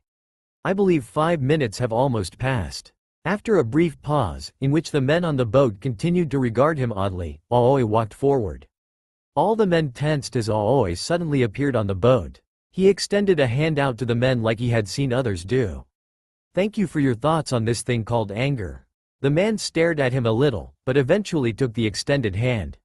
Sure, you're quite the strange boy. Aoi, was it? Aoi nodded. Perhaps we'll meet again one day. I'm sure I'll see you in about 3 minutes. With that, Aoi disappeared and the wall of flame faded into non-existence. The men all looked at one another, confused about the strange encounter.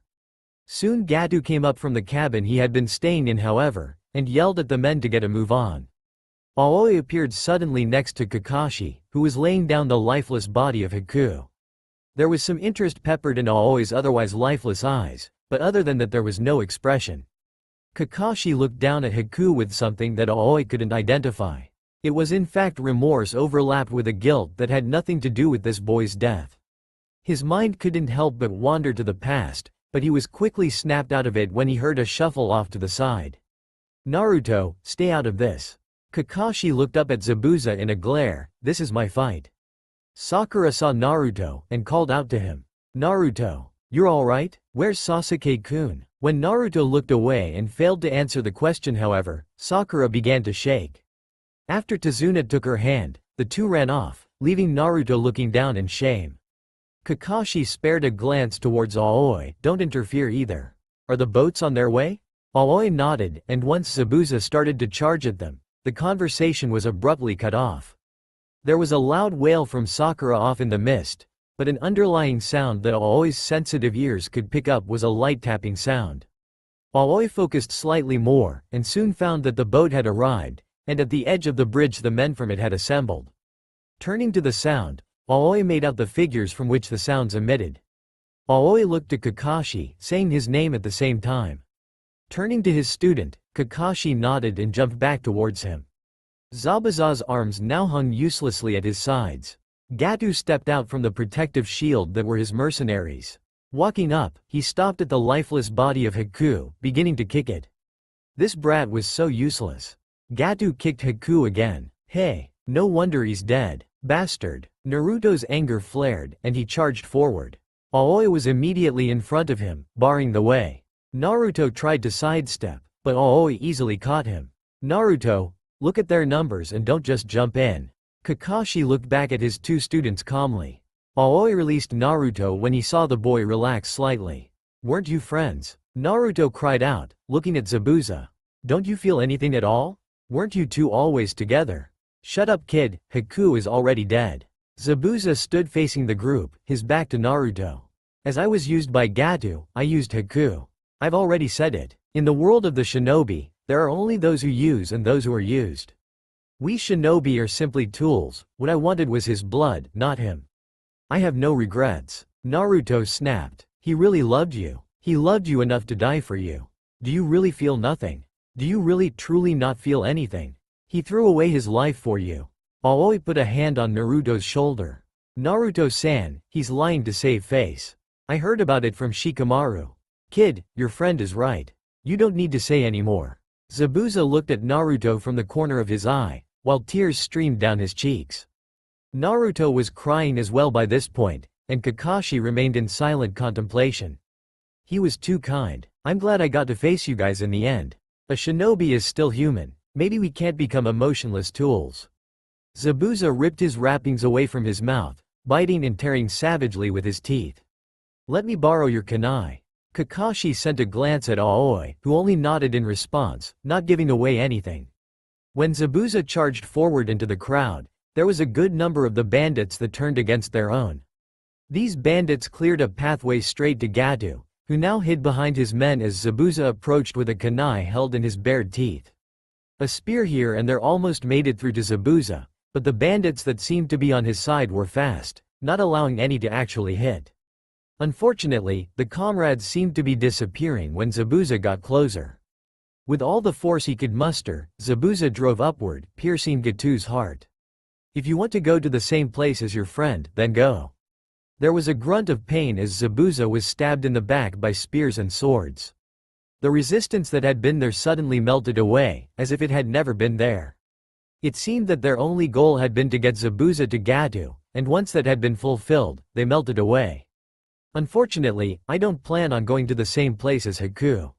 You and I? We're going to hell together. Zabuza pulled the kunai out, and with a quick movement, Gatu's head was separated from his body. Naruto had a look of utter disgust on his face, while Kakashi closed his eyes in cold acceptance. Aoi tilted his head, rather confused about Naruto's reaction. He would have to ask about that later. Zabuza turned, and though the bandits backed up hastily, the only thing the swordsman from the mist did was fall face down on the cobblestone of the unfinished bridge. Naruto had been about to turn away, when Kakashi stopped him. Don't look away, Naruto. This is the end of a man who lived a difficult life. Suddenly a shout echoed out from behind the group. Naruto. He's alright. Sasuke-kun is alive. Naruto turned around, tears welling in his eyes. Aoi looked over curiously, but he was only unconscious from exhaustion. Aoi's head was tilted to the side, though his face was a perfect mask. Unconscious? Naruto rounded on Aoi. He was only unconscious and you thought not to tell us. We thought he was dead. Aoi looked at Naruto blankly. I thought you knew. It couldn't hurt to tell us anyways, could it?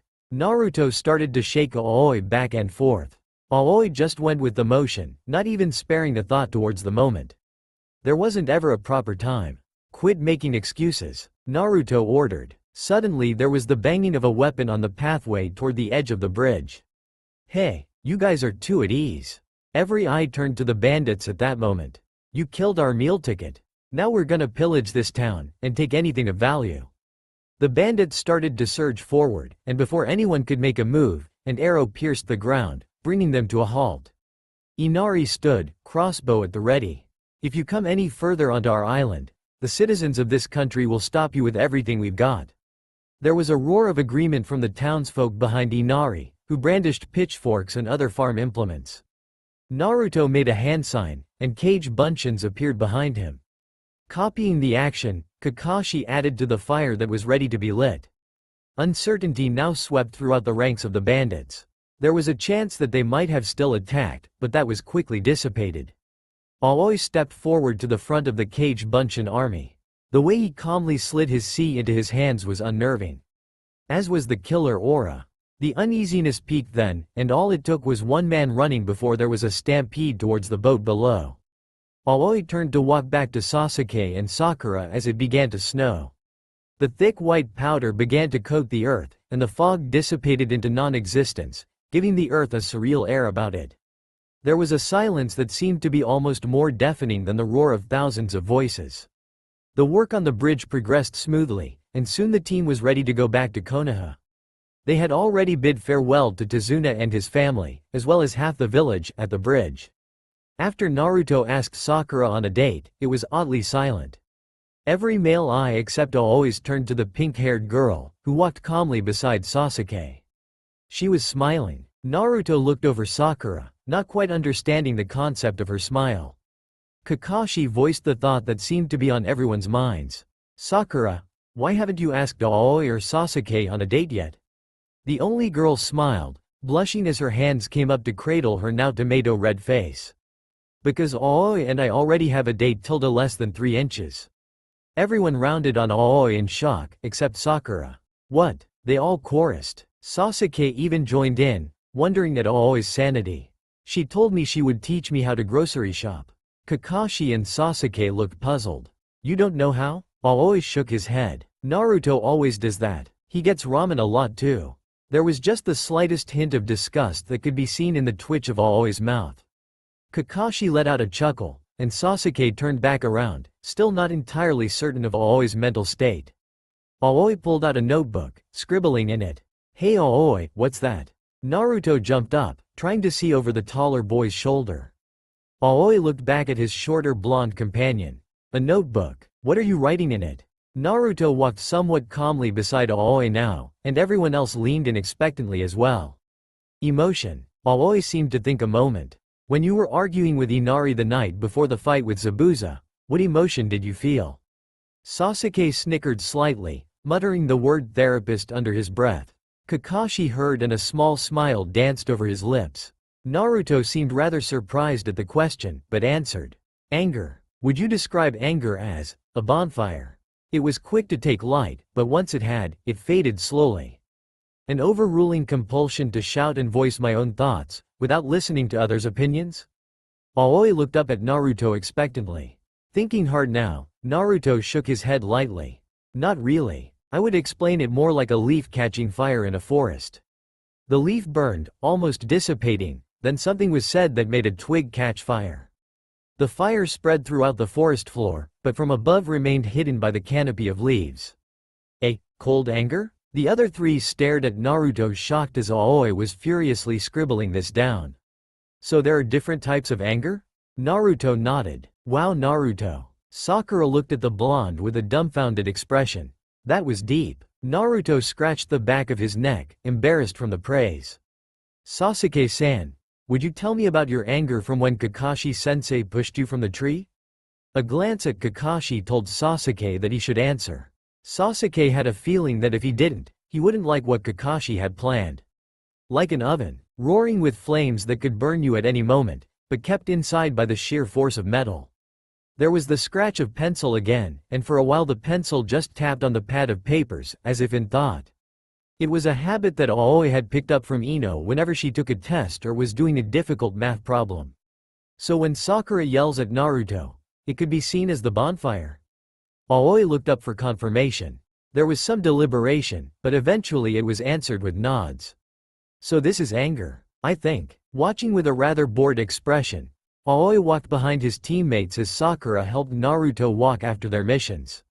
They hadn't done anything extremely eventful in that time, but with Naruto trying to outdo Sasuke on everything, he had just worn himself out. Soon an argument broke out between the two, with Sakura trying to calm them as usual. A hawk circled overhead and Kakashi heaved a small sigh. "I had to go turn the mission report in, you're all dismissed for today."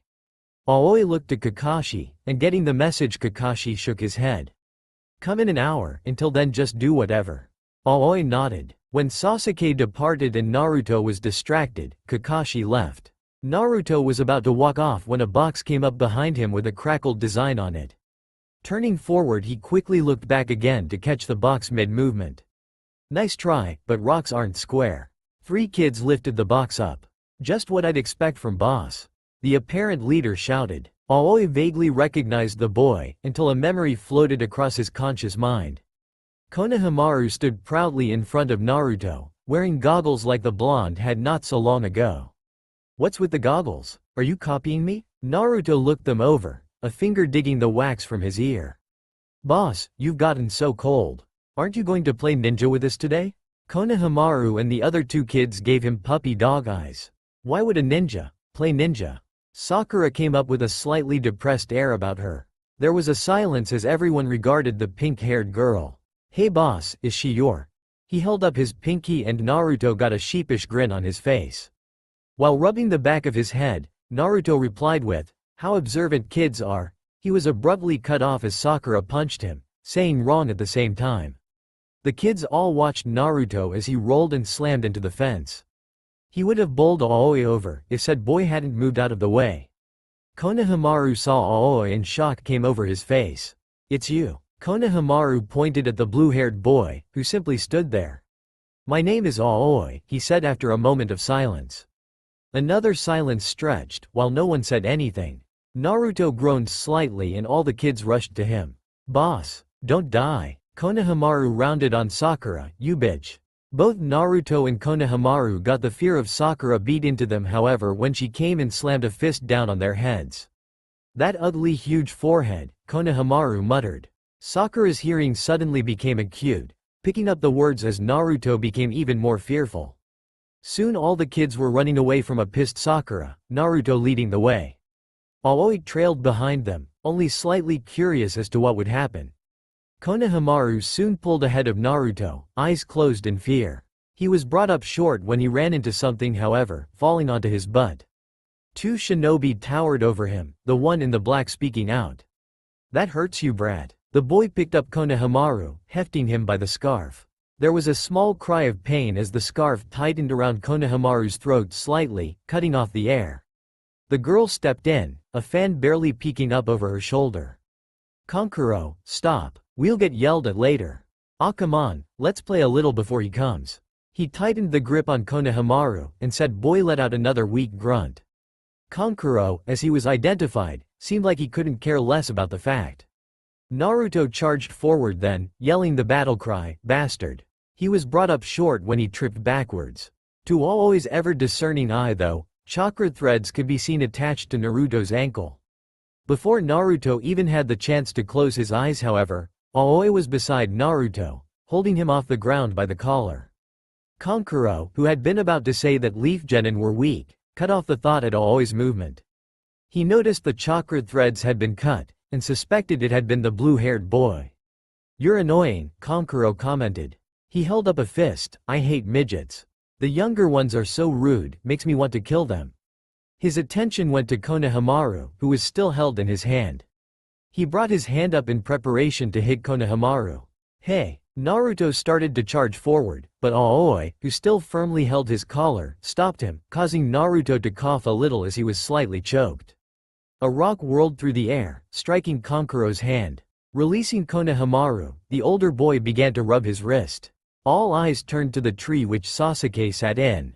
Said boy threw another rock into the air before catching it and speaking, "What are you doing in our village?" Sakura squealed in delight while Naruto's face became annoyed. Aoi just nodded slightly before his gaze began to wander to the sand shinobi. "Hey punk, get down here. I hate show-offs like you the most." Kankuro removed the unremitting object from his back, holding it out like it was a deadly weapon. Tamari tensed at the action. Moving forward, the blonde placed a hand on Kankuro's shoulder. "You can't be serious? You're even going to use crow?" A hollow and scratchy voice sounded from near Sasuke, catching the attention of everyone. "Kankuro, stop. You're an embarrassment to our village." The redhead was completely stoic as he hung from the underside of a branch. He was close to Aoi's level of not showing emotion, but the deadly air around him signaled that he only kept them bottled up. "Losing yourself in a fight is pathetic. Why do you think we came to the Leaf Village?" Kankuro started to try and defend himself, but was quickly cut off by the imposing figure. "Shut up or I'll kill you."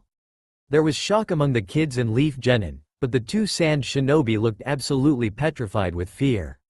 Sand began to swirl, and the red-haired boy disappeared into it, reappearing between his two apparent teammates. "Sorry about that. It looks like we got here too early." He turned to Kankuro, "But we didn't come here to play around." Everyone was frozen in shock until the three began to walk away. Gathering her nerve, Sakura spoke out, stopping them. "Judging from head protectors, you are shinobi from the sand. Our villages and countries may be allies, but it is forbidden to enter another shinobi village without permission.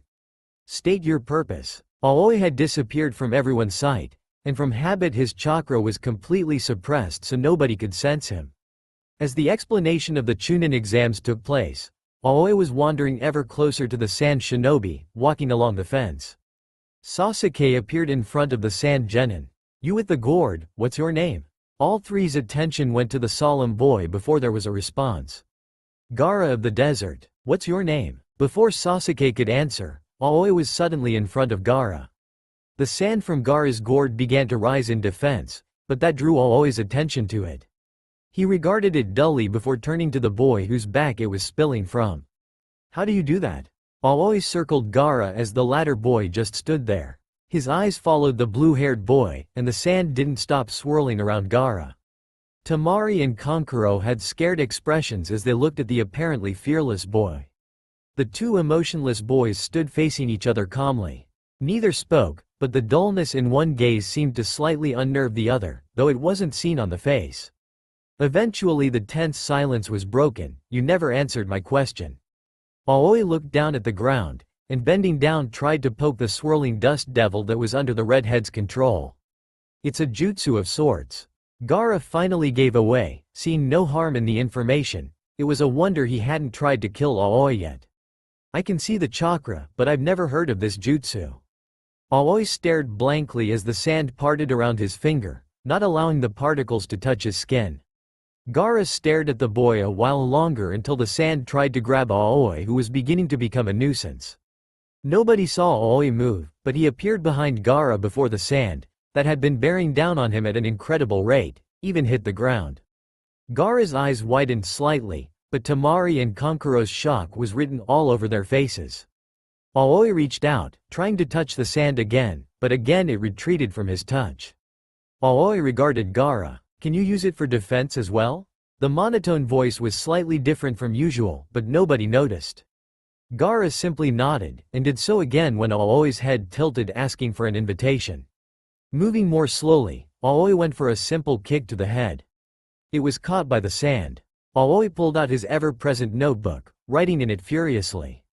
Tapping the page for a moment, Aoi then suddenly looked at the sky. Everyone followed his gaze, but Aoi just shrugged when they looked back at him. Aoi started to walk away, but Gaara's voice stopped him for a moment. "What is your name?" Aoi. Said person kept walking, not even having deigned to turn at all. Aoi didn't see it as rude, though everyone else did. He was simply going to the Hokage's building after an hour, as instructed by Kakashi. The next day brought an incessant, yet somehow still polite, pounding on Naruto's door. If you had seen Naruto's apartment before Aoi had moved in, you wouldn't be able to tell it was the same room. Aoi could be considered a clean freak, only because after Naruto had showed him how, he had always cleaned up after himself. That had somehow spread throughout the apartment, so although Naruto was a slob, it stayed clean. Aoi walked calmly to the door. Opening it, he revealed Sakura in her everyday clothing. Sakura smiled at him broadly when she saw Aoi, blushing a bright pink as well. It was still rather early in the morning, so Aoi had been asleep when Sakura had started to knock on the door. His hair was messed up from sleep, and his pajamas were rumpled as they clung to his lean form. The expression didn't change on his face as her form was revealed, other than a brief flash of recognition in his eyes. "Good morning, Aoi-kun." Sakura's voice hitched slightly as her gaze fell on his chest. Underneath the slightly tight fabric, one could see rather defined muscle. "Good morning, Sakura." Aoi stepped aside, and the pink-haired girl came in. She sat on the couch as Aoi went into the room he shared with Naruto. When he came back out, he was dressed in his usual attire that Naruto had bought so long ago. Sakura stood, and without a word the two left the apartment. The silence stretched between them as they headed to the market near Aoi's home. Every so often, one could see Sakura glance at her stoic companion, only to end up looking away in a blush. When they got to the market, Sakura handed a list to Aoi. Aoi looked from the list back to the girl who had handed it to him. "What do I do now?" "The things on the list are foods that you should get. You need to go to the different stalls and pick up the food. Remember that you also need to pay." Sakura looked over to Aoi and the explanation. Seeing that Aoi didn't move, Sakura sighed in mock exasperation, dragging the boy from stall to stall, picking up various fruits, vegetables, and other kitchen ingredients that were severely lacking due to Naruto's shopping. When Sakura was satisfied with everything that had been purchased, ending up being more than a few bags, she dragged Aoi over to a tea shop. The two set the bags on the chairs next to them, Sakura ordering 2 teas and a plate of dango from the waitress. Sakura filled the imminent silence that was known to follow Aoi with meaningless chatter. Aoi would put in a word or two when asked a question, but the bubblegum-haired girl seemed utterly satisfied talking to Aoi as if she were talking to herself. Eventually though, the two got into what could be considered a normal conversation. "Do you think Kakashi will allow us to take the Chunin exams?" Sakura eyed Aoi, looking for some sign of if he were telling the truth or not. They were meeting with Kakashi later, but the rather lazy man had never told them what it would be about. Aoi remained silent, as if in thought. He knew that they would be recommended for fact, but thought it best not to give it away. "I'm not sure. Would you go if he did?" Knowing now how Sakura was when it came to conversation, Aoi asked a pointless question, knowing the girl would take hold and go off on the subject. Just as predicted, that very thing happened. Aoi stared at the girl blankly as she kept talking, but his face showed no sign of boredom, so Sakura took that as a good thing and just kept talking. The two were on their way to meet with the rest of their team when a rather familiar, to Aoi, Anbu came. Her hair flashed the rays of the sun so it looked liquid gold instead of the auburn it actually was. Sakura jumped back in surprise. Aoi stopped, but he only regarded the Anbu with the rabbit mask with something akin to a greeting. "It's good to see you're well, Aoi-kun," the Anbu nodded. "I have not seen you for a year. Well, with missions and such, it's been hard to find the time. Has Naruto-san been treating you well?" Aoi nodded at the question, and there was a faint sweat drop from the female. "Still as quiet and stoic as ever, I suppose." Sakura finally regained her composure, stepping forward. "Excuse the interruption, but just who are you?" The Anbu regarded Sakura, but remained silent. The pink-haired girl turned to Aoi, but he seemed no more inclined to answer the question than the woman was. Eventually, the question floated off into the air and was ignored altogether. "Aoi-kun, you've been summoned. The Hokage has decided about the matter that was brought up yesterday." Aoi nodded and the two began to walk off, leaving behind an extremely confused Sakura. "Wait, where are you going, Aoi-kun? What's going on?" Sakura started to run after the duo. The Anbu turned around. "You'll find out when the time is right, Sakura-san." After that the Anbu nodded at Aoi, and with a brief flash they had disappeared. Sakura stared at where they had been a moment longer, before giving up and continuing on to meet her teammates. "Sakura, have you heard anything else about Aoi?" Naruto turned to his teammate. All three of them were in room 301, preparing for the first test of the Chunin exams. Sakura shook her head. "After that Anbu came and got him, he's all but disappeared. I haven't heard anything from anyone."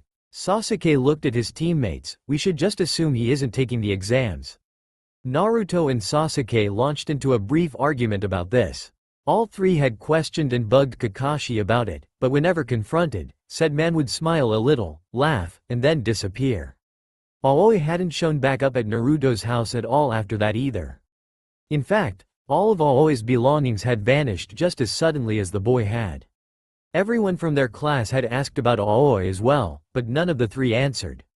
Eventually, they were all gathered around Kabuto as he pulled out his nin info cards. The sound soon attacked Kabuto, ending up with him on the ground, retching even though the attack had missed. There was a loud bang at the front of the room, and all eyes turned towards it. 10 people reeled back in shock at the image before them. "No fighting during the exams unless you get permission from a proctor." Ibiki's stern voice yelled out. The room was dead silent, most of them from the shock of Ibiki in his presence, others from the glaring blue-haired boy that stood next to him. "Aoi, what are you doing up there?" A chorus of shouts from 9 voices rang out from the back of the room, where said blue-haired boy's former classmates were. THSTA all for now. If you enjoy then please like, share and do comments.